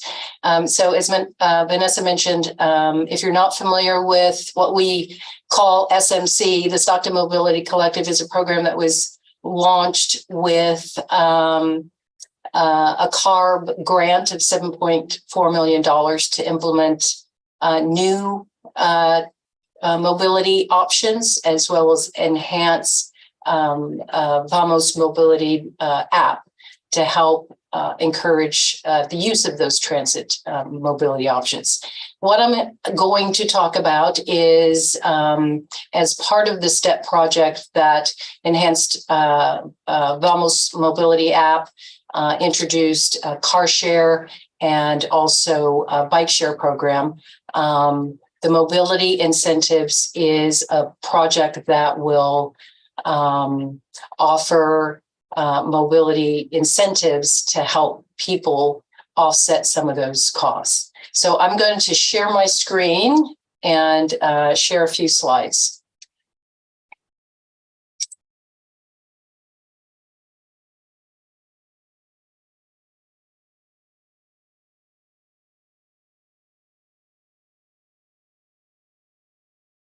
Everybody see my screen?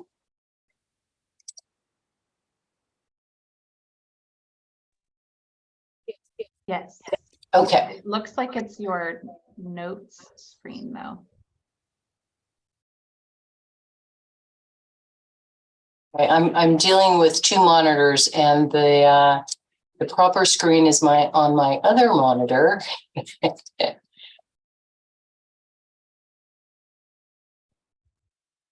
Yvette, this is Stephanie. You may find that if you stop sharing and try and reshare and find the other presentation view, that might be the easiest way to switch over to your other monitor.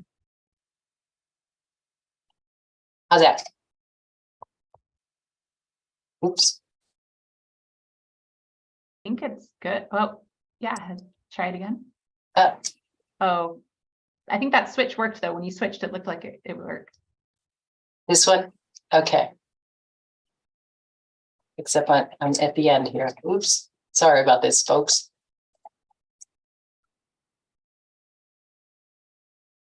All right. Now, okay. So again, the mobility incentives is part of the Stockton Mobility Collective and program. And the incentives, the intent of the incentive is to help encourage the use of transit, as well as encourage the use of the new mobility options with car share and bike share. And it also includes the use of the Vamos Mobility app. So the mobility incentives will be a $300 stipend that will be loaded to a debit card. And that debit card would be available to the eligible participants that apply for the card, and will be monitored on a quarterly basis. And that $300 will be maintained. And this incentive will be available through November of 2024. So for example, if a participant received a card, it would have $300 loaded on the card that could be used for eligible transit agencies. And those agencies are the agencies within San Joaquin County. All the agencies, as well as the car share and the bike share, and agencies such as Greyhound and Amtrak would be eligible transit options as well. So that card would have an initial $300 loaded to the debit card and then monitored on a quarterly basis. So if someone uses $100 in the first quarter, then they would have a $200 balance. And the next quarter, we would upload another $100 so that they would always maintain $300 on that card. In order to be eligible for the mobility incentives, a person has to reside in the STEP project area, and the STEP project area is essentially South Stockton. And we do have a map that is on the website and has all of the information on the STEP program, as well as the mobility incentives. So they have to reside in the STEP project area, and they have to their income has to fall within a certain income range.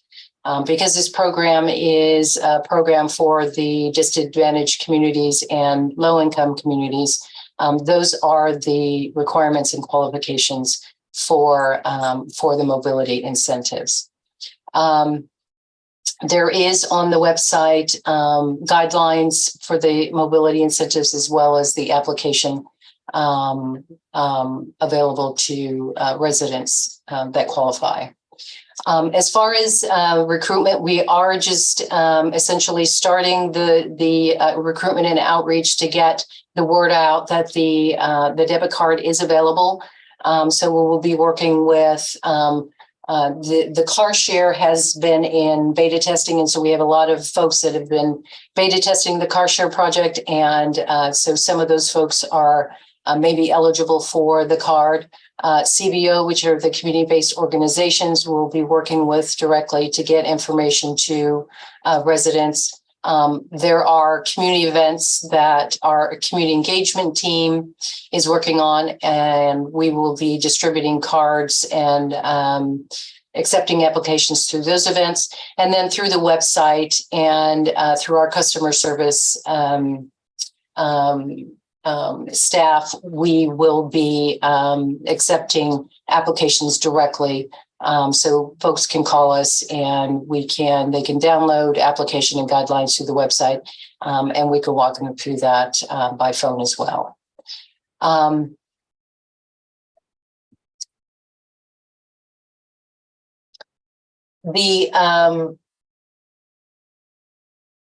The incentive part of this STEP project is just being launched. So we are actually still waiting for our cards, which we expect in the next week. And in order for us to distribute those cards, we will be working with the transit agencies to make sure that we have all of the proper codes, because the debit card will not have any cash value. It can only be used for the transit agencies in San Joaquin County. And that way, it limits, we have very, strict guidelines on what the money can be used for. So we want to be sure that the card gets into the hands to the people that need it most. So that was a short presentation. And if anyone has any questions, I'd be happy to take them now. All of the information is on the SJCOG website and the Stockton Mobility Collective page, which you can find through the site. If anybody has questions or comments, I'd be happy to address them. Thank you for your presentation. I want to elevate Mary Elizabeth's comment in the chat. Could you please explain the eligibility map? And she also posted a link to the Stockton Mobility Collective project map. So I'm wondering if you could provide some clarity on that. Thank you. So there is a project map on the website that outlines the target area for the STEP project. And so the mobility incentives would be available to residents that live within the project area. I can't give you the coordinates, so I will refer you and include the link to the website in the chat. But take a look at the Transit and Mobility page within the Stockton Mobility Collective site, and it will give you information on eligibility,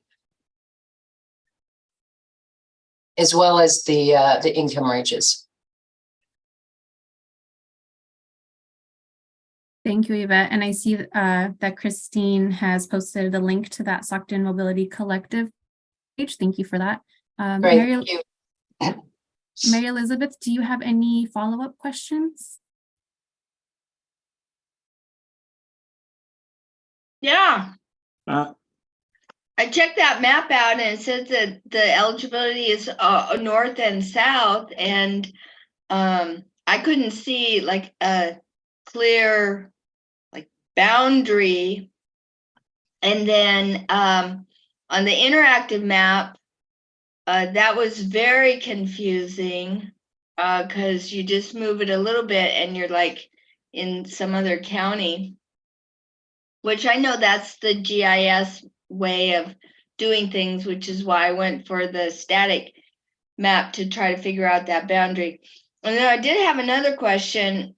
So you put some of those bikes, I know over at UOP, I went out and I saw, what you all were doing there. And then I saw them outside of the old grocery store over in the Yosemite Village. And then I saw all of those are gone now. So I'm wondering, and I still see them downtown, but I'm wondering, what happened to the Yosemite Village electric bikes? Thank you. I couldn't tell you what happened to the bikes. I know that the vendor for the bike share project monitors those bikes. So they know where they are, and so they are closely monitored to make sure that they're available to the public. And my understanding is that they will be located back to the stations. So the racks are gone. Oh, the racks are gone. The racks are gone. It's like gone. The racks are gone from the Yosemite? Yeah. Okay. I'm not Christine. Did we give up on that location? So as of right now, I'm not working closely with Bike Share, but I'm not too sure about Yosemite. But if there are any questions, I can put Christine Corralis's email in the chat, and you can email her directly about those questions about the bike share station. And I'm wondering, Harder, if we can put that as an action item, the district can help do that follow-up as well, so everyone knows. Yeah, we can definitely get an answer for you. Christine and we work specifically with projects within the program and not necessarily on the bike share or the car share. So it could have changed, and we're just not aware of that because things do evolve and can change. So we can definitely get an answer for you. Yeah, I can definitely answer questions about car share, but with bike share, not so much right now. But I do want to note that I am able to share my screen if folks want to see the project area map. I know it's a bit tricky. So if we have time, is it okay for me to share my screen? Please. Okay.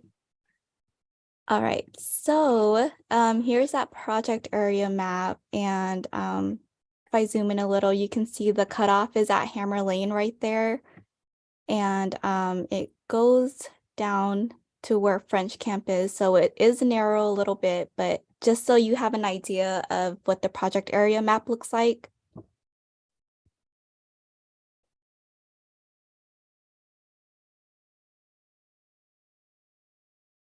Christine, this is super helpful. Can you click and kind of show us? I was clicking through the same thing and I was noting some of the similar things that Mary Elizabeth was. For those that don't know how to use like an interactive map, can you just show what like each of the little buttons on the left do? Sure. I can start from like this page. This is where it's from. And so I clicked for the larger map, and it'll link you to another tab. And I closed all of these on the side just so we can see just that project area, and I clicked that one and just kind of zoom in. And I hope that helps for folks to see the area that we're looking at.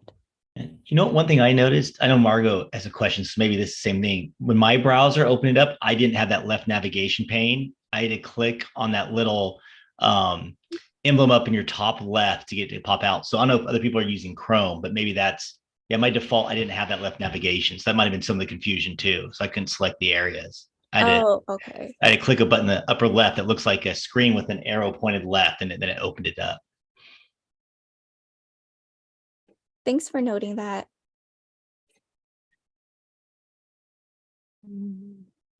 So I had oops, sorry, go ahead. It looks like Boggs Tract is completely eliminated from this map, and I'm just kind of curious as to how how did the boundaries get drawn? But my original question, the reason I raised my hand was, how are you handling the outreach to the community, letting people know about it? So for our projects, we've been doing community outreach for over a year now, and we've been doing presentations at different places. We are very involved in the community events that we have in Stockton. So we've been out in the fields. We've been at various events like the Earth Day event, and I know Cinco de Mayo event. So a lot of community center events as well. So yeah. Thank you. Yeah, of course. Yeah, and yes, I've seen you out there. Oh, great, thank you. But do you know why Boggs Tract was isolated out, as well as kind of the area around the fairgrounds? So Yvette, I'm not sure if you have a clear answer, but I know the map was created based on specific communities and census tract. But I wasn't really involved with the project area map so much. So Yvette, if you have clarity on that, that would be helpful. Yeah, unfortunately, I don't. So that's another one we can get back to you on the information and why Boggs Tract was left out of the project area. But there were, specific areas that as part of this project that were brought to light that needed to be addressed. And what the criteria was, I do not know, but we can get that information for you. Okay, thank you. You're welcome.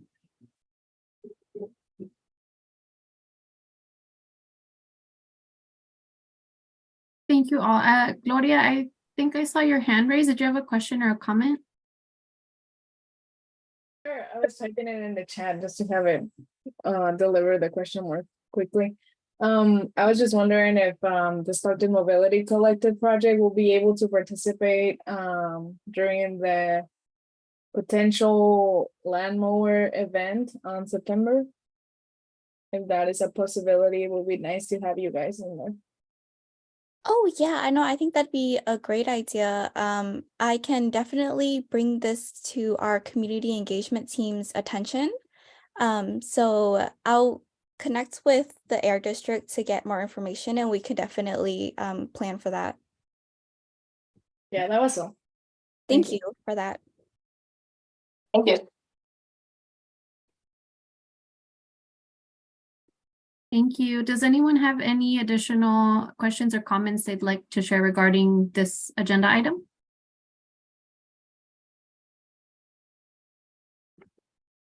I would like to know if there is going to be used for Uber or any of those car rather than just the bus.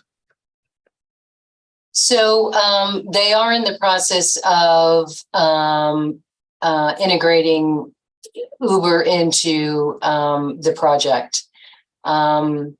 It as a private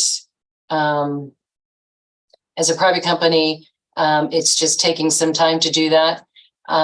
So Uber at some point in time, and hopefully in the near future, will be part of this project. So the mobility incentives and the debit card would be able to be used towards the Uber option. It's just not there yet. Thank you. You're welcome. Thank you, Dr. Eugene. Thank you, Yvette. At this time, I'd like to elevate some comments in the chat. Nate posted, getting a resolution on the Yosemite Street bike share location would be good to know. Location went from 15 bikes down to a total of 2, then up to 7, and then down to 0. Gloria, that is helpful, I believe, is the fact that the Google hosts the map, which generates changes on the interface. And Jessica at Gloria, great idea. Similarly, we want to bring the HSASJ to the lawnmower or air filtration events. HSASJ is the county office who gives weatherization incentives. Does anyone have any additional comments or questions they'd like to share before we move on to the next item?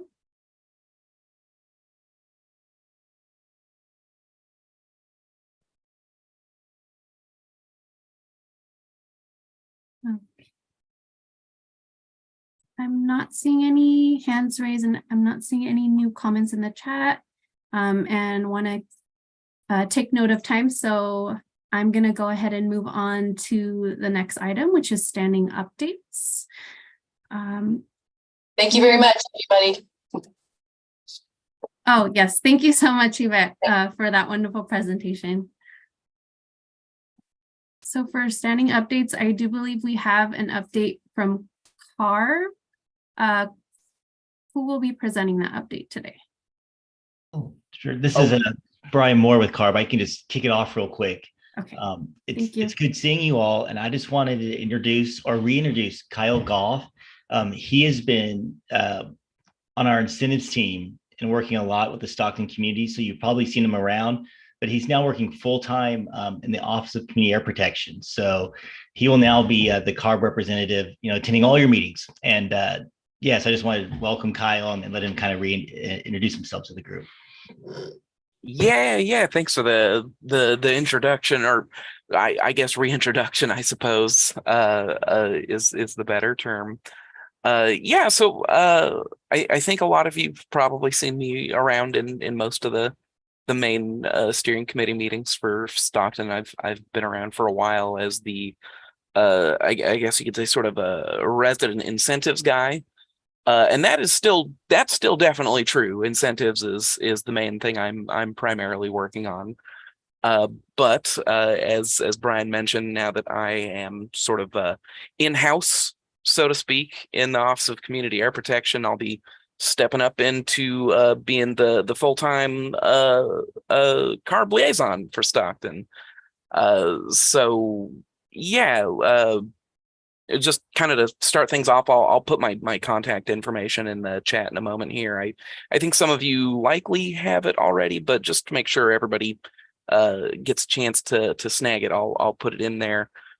Don't hesitate to reach out to me to answer any questions or kind of wrangle up anything on CARB side of things.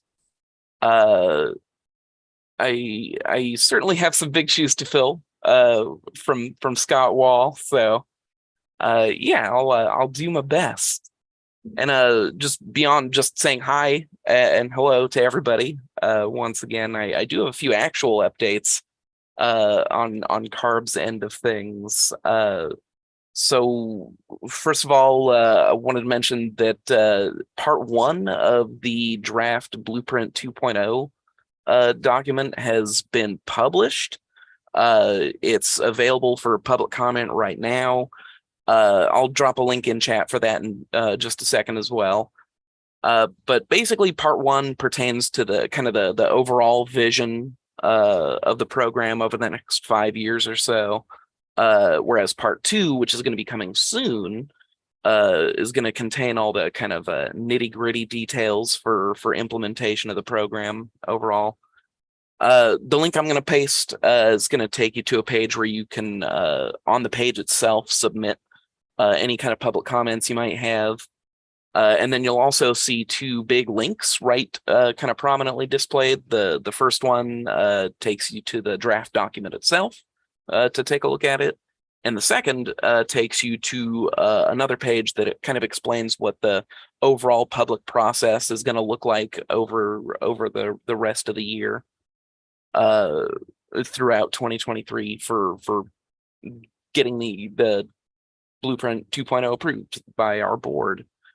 And the next, I also wanted to let everybody know, just to kind of tee this up, in addition to us going to the board for the blueprint or 2.0 blueprint, now that the community air protection incentives are in-house again, so to speak, at OCAP, we're going to be rolling up a set of revisions to our guidelines for community air protection incentives up into the public process for the 2.0 blueprint.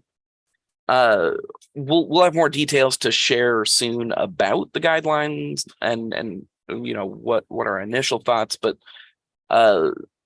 so just wanted to sort of let everyone know to stay tuned for that, because we would love to have as many folks involved in, well, up to, you know, the public process for the blueprint itself. But for my part, I would love a sort of hearty set of conversations around our guidelines.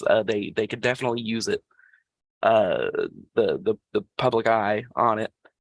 And then there are I also just wanted to point out that our next board hearing is on June 22nd and 23rd of this month.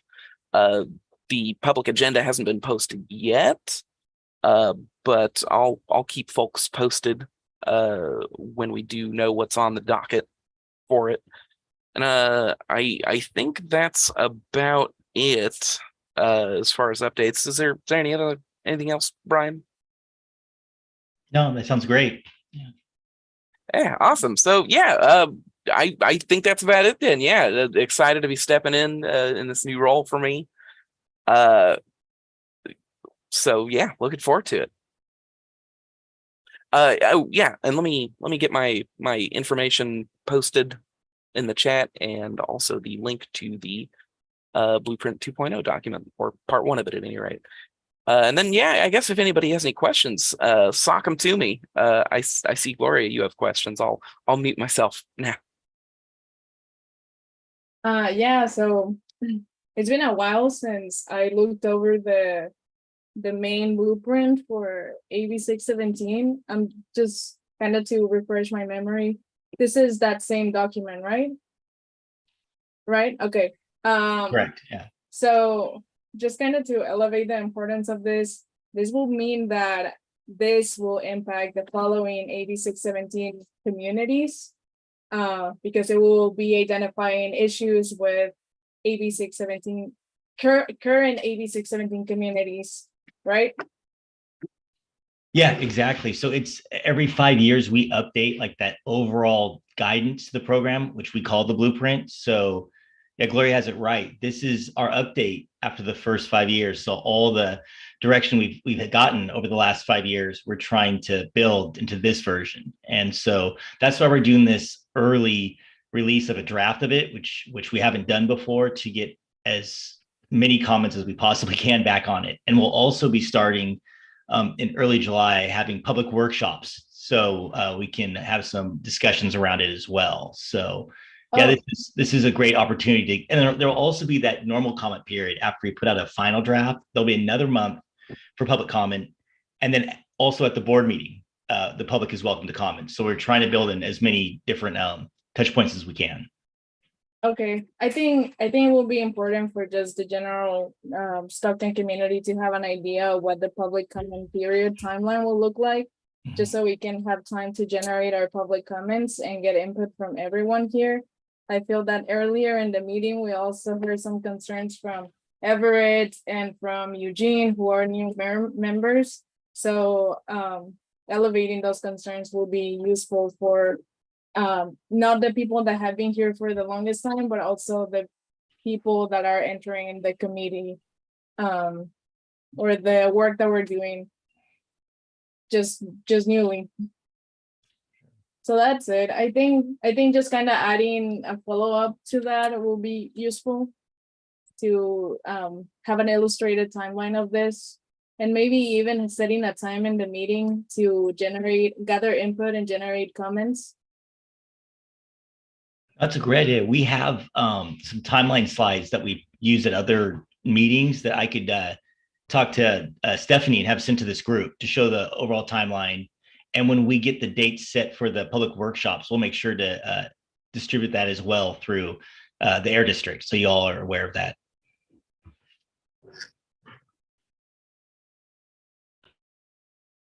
Great. Thank you so much to Brian, Kyle, and Gloria. And I see that Kyle has posted his contact information. So his email and phone number are in the chat for those of you who would like that information. He's also posted the link to part 1 of the Blueprint 2.0 documents.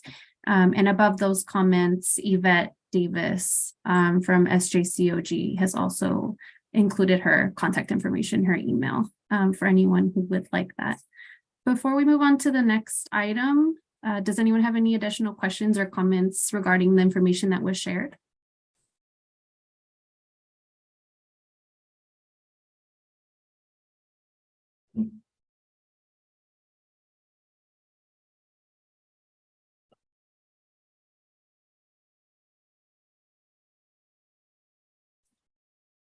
I'm not seeing any hands raised or any new comments in the chat. So we are going to go ahead and move on to our next item. So for our next item, we'll be revisiting the CSC meeting schedule for the rest of the year, and we'll be asking the public for consensus. As some of you may remember, this topic came up several CSC meetings ago, since some folks were interested in reducing meeting frequency. So we'd like to bring this to your attention tonight. The goal for this particular item is to determine the meeting frequency desired by the CSC based on potential opportunities to schedule and structure upcoming CSC meetings, which will be presented by the Air Districts. Before we ask the CSC for consensus, the Air District will be providing additional information about these opportunities.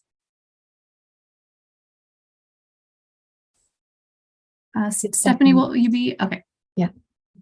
Thanks so much, Vanessa. And this is a meeting, I think, of bringing back some concepts from previous meetings. And I think if folks remember back in November, we originally discussed this And the thought was that we'd kind of revisit it in 6 months. And so this is us bringing this concept back in June.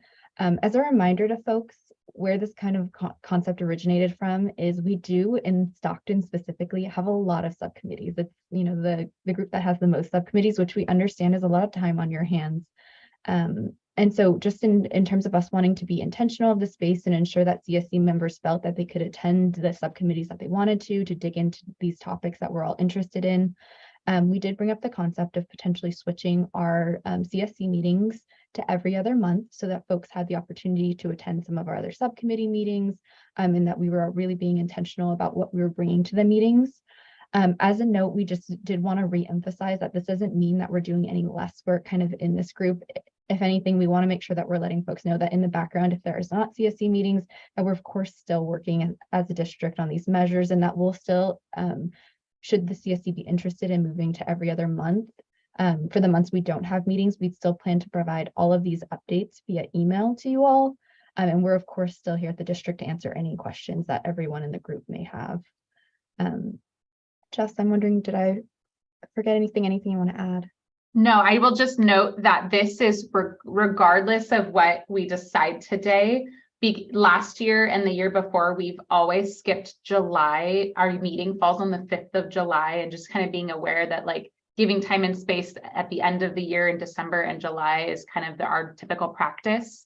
So regardless of what we decide, our next meeting will be in August. This is more to decide if our next meeting is August and then every month through the end of the year, or if it's August and that's kind of the beginning of every other month, should you all want that. And this is definitely, the district is totally agnostic. We are happy to support whatever you all want. So is it open for discussion? Yes. Okay. My thing is with those 2 months that you have, July and December, I think that we should continue to go forward and have the months that are there.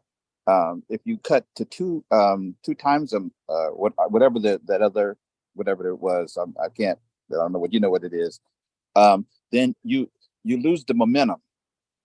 We've been the other groups are okay, but the momentum that you're doing, you want to keep on going with that momentum so that you can, because we're getting better. We don't want to stop the momentum and keep going forward. That's just my opinion.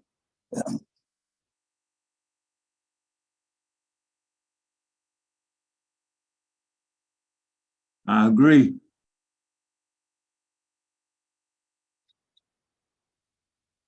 And this is Margot. I agree as well. I don't know who was speaking first, but today it was interesting today that it felt like, gosh, when was the last time we had a meeting? It was kind of a shocking feeling, but hasn't been that long. So since we're not going to meet in July anyway, I think continuing on with our schedule is important for us. It keeps us moving.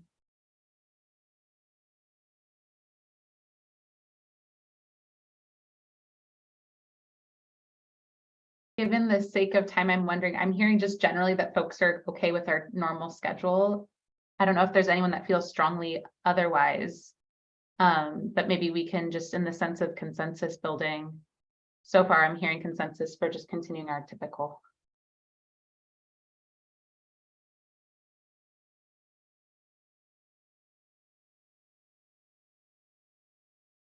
I'm seeing a couple thumbs up, and Gloria posted in the chat, normal schedule works.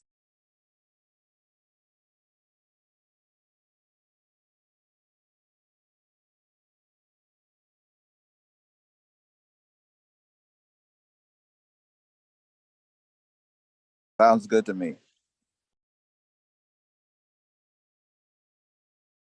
Okay. All right, so are we thinking of moving this vote to another time or eliminating it altogether? I think we can, if we hear otherwise, you know, at another time, then the district can bring it up if a CSC member brings it up to us. But for now, we'll just continue with our normal schedule. Okay, thank you, Jessica. We'll make a note of that. So in that case, we will go ahead and move on to the next item, which is a wrap up and next steps item. Thank you all for your engagement during the consensus process and in general for engaging in today's meaningful topics that help address your community's concerns around air quality. As we're approaching the end of our meeting, I'd like to take a moment to share a few key updates. Our next agenda setting meeting will take place on Thursday, June 8th at 3 p.m. via Zoom. That will be tomorrow. And as always, we encourage all members of the CSC to attend and welcome your additional suggestions on how to improve accessibility of agenda setting meetings. Whether you can attend those meetings or not, you can let us know by raising your hand to speak or via the chat or by reaching out to the Air District or our team at H&Co. And for our next CSC meeting, that will take place on Wednesday, August 2nd from 5 to 7 p.m. via Zoom. Please note that there will be no CSC meeting held in July. We will now take a moment to review the action items captured in our tracker during our meeting today. Gabby will share her screen and I will read those out. As I share the action items, please feel free to ask for clarification or ask me to update any actions to more accurately document any of them. And as a reminder, we create these items in real time during each CSC meeting. And as a result, we may miss the request or the overall meaning of the request. So if we've misinterpreted or missed your request, please let us know by either raising your hand or commenting in the chat. So I'm going to go ahead and read those out. The first action item, the AD will follow up with incentives team regarding action items from April. The AD is responsible for that. For the second action item, school air filtration will be removed from pre-approved list. The AD will be in charge of that. Air District to move additional $100,000 in funds to lawn and garden measure. That is again the responsibility of the Air District. Discuss bike path infrastructure at August CSC meeting. CSC is responsible for that. The district to help follow up with SJCOG regarding electric or is it electric? Electric, okay. Electric bike racks in Yosemite Village. And that is the responsibility of the Air District and SJCOG. CARB to follow up with more details related to public comment period for the AB617 blueprint. Air District will send information to the CSC and the CARB will work with the AD on that. And lastly, CSC to consider adding AB617 blueprint to the next agenda, and that is for August. And that will be a collaboration between the Air District, the CSC, and Harder & Company. Vanessa, this is Stephanie. I've two small edits on this, if you don't mind. Sure. On the first one, I just want to clarify, we'll reach out to, I believe Margot was asking about the outreach items, so we'll reach out to our outreach team, not incentives team. And then for number 3, I just want to clarify it's our residential lawn and garden measure to differentiate from our commercial lawn and garden measure. Thanks. Great. Thank you, Stephanie. Does anyone from the CSC have any modifications, additions to the current action items that they'd like to share? Yeah, I thought that we were going to include those other pending projects update. Oh, for like the next agenda. Is that what you're asking, Mary?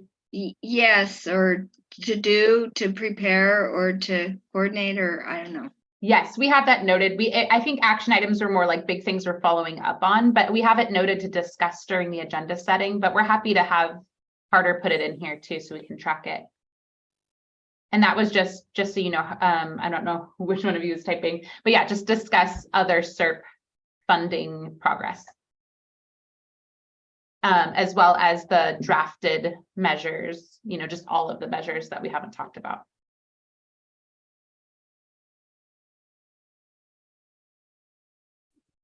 Thank you, Mary Elizabeth, for highlighting that. Does anyone else have anything else to share regarding the action items? Not on the action items per se, but I just need to bring this up because on our SERP review, we talked about the timeline and trees and greening were June of 23. And it's June of 23, and we're not meeting in July, and I'm assuming we're moving forward on that. I haven't heard anything lately. Yeah, so we're working still with the folks that applied on just continuing to address some questions about their proposal. But we're definitely keeping track of that timeline. We put a lot of buffer in that timeline to be really, really safe. We still feel confident. The fact that we have someone that we're working with and we're just trying to finalize a proposal for you all to be, to approve and support. I think we're still good there. We did check in with our incentives team on that. Okay, thank you. Thank you both. And also want to elevate Kyle's comment. Also, we'll be in touch with Stephanie and Jessica to fully close the loop on the issue with carbs in our action item notes. Thank you so much, Kyle. Does anyone have any additional questions or comments before we move on to the next item?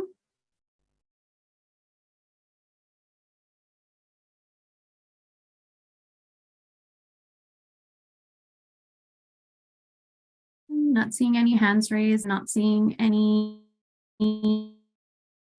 comments in the chat. So we will go ahead and move on to public comments. This is the final item.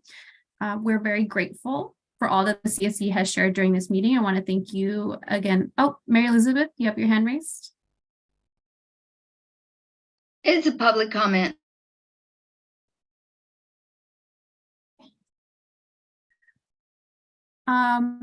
Okay, I will go ahead and ask you to share as soon as I just complete this one section. I just want to reiterate how important community member comments are to this process to ensure that this program is shaped with the community's perspective in mind. If you would like to make a comment, please raise your Zoom hand or type a comment in the chat. Mary Elizabeth, please go ahead. So back in 2021, I put in a complaint regarding a trip reduction. And I have been informed that no, this is a required plan. This is not a voluntary. I put in a public information request to the San Joaquin Valley Air Pollution Control District for all communications with an employer who has multiple sites with over 100 employees that are regular employees. And I am extremely disappointed at dropping of the enforcement ball on those E-Trip rules. And I'm telling you that it leads me to believe that in fact there may be many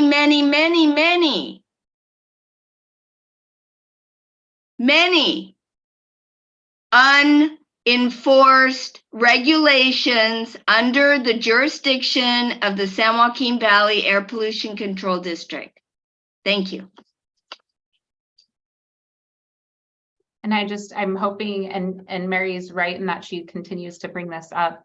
I'm wondering, I know we just went over action items, but Harder, I'd like to bring someone from our enforcement team to our next meeting and definitely not only follow up on E-Trip and kind of the status of that program, which is a very unique program that's very different than our typical, like go out to a site and enforce air pollution controls, but I'm not disregarding, Mary Elizabeth's concern, but definitely maybe an explanation of the different ways that enforcement works, but then also an understanding of E-Trip as well. I don't need that.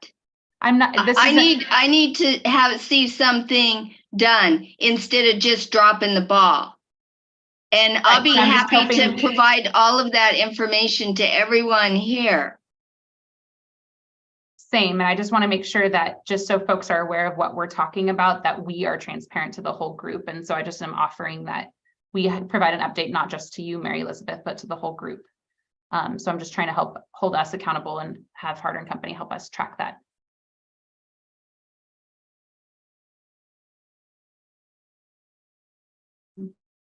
Thank you, Mary Elizabeth, for elevating your concern, and thank you, Jess. We'll make sure to make a note of that in our action item list.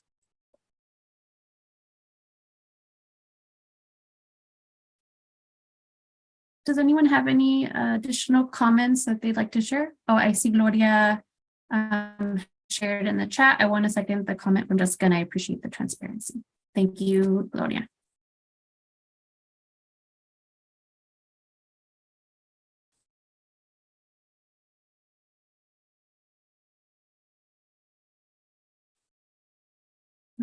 Gabby, while we're waiting, are there any comments on YouTube Live? There are no comments.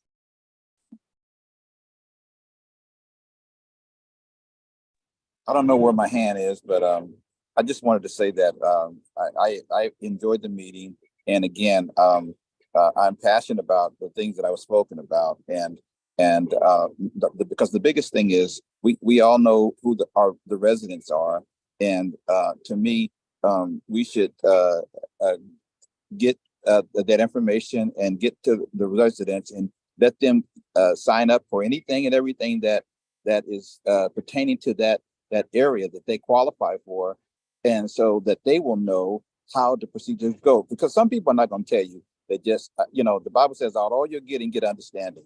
So I'm just trying to get understanding and help others to know that some people need help. They need more help than others. So if we want to do that to the community, let's start with our residents, and then they can get the information to the people that need it, that are needed more efficiently. And that's all. Thank you so much.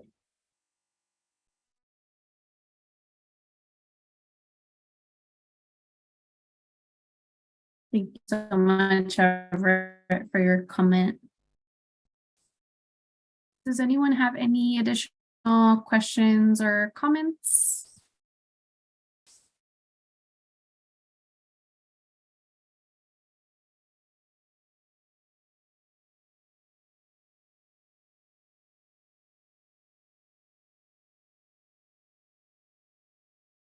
Okay, it appears that there aren't any comments from the public in the meeting or on YouTube, and I'm not seeing any hands raised and any questions, or I see Gloria has to drop off.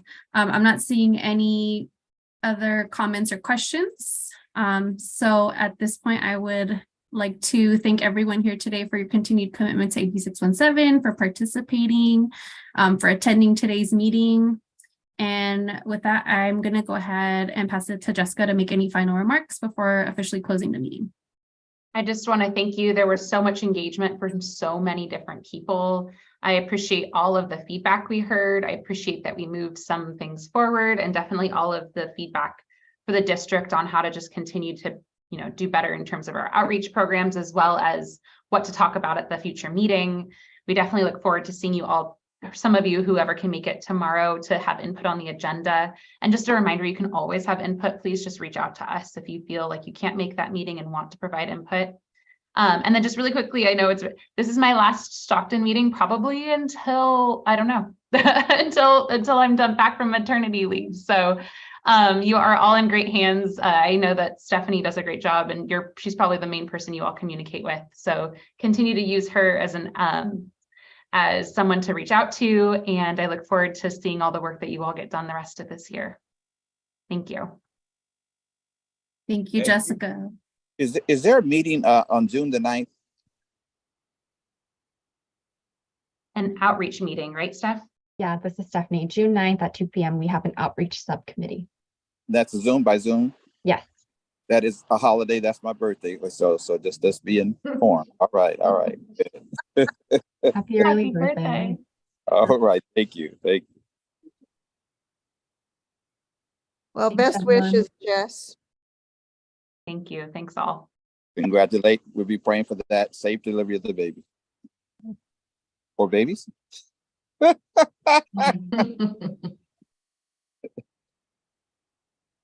Yes, thank you so much, Jess. Wishing you a happy and healthy maternity leave. And once again, thank you all for your participation and your engagement tonight. I hope you have a good rest of your evening.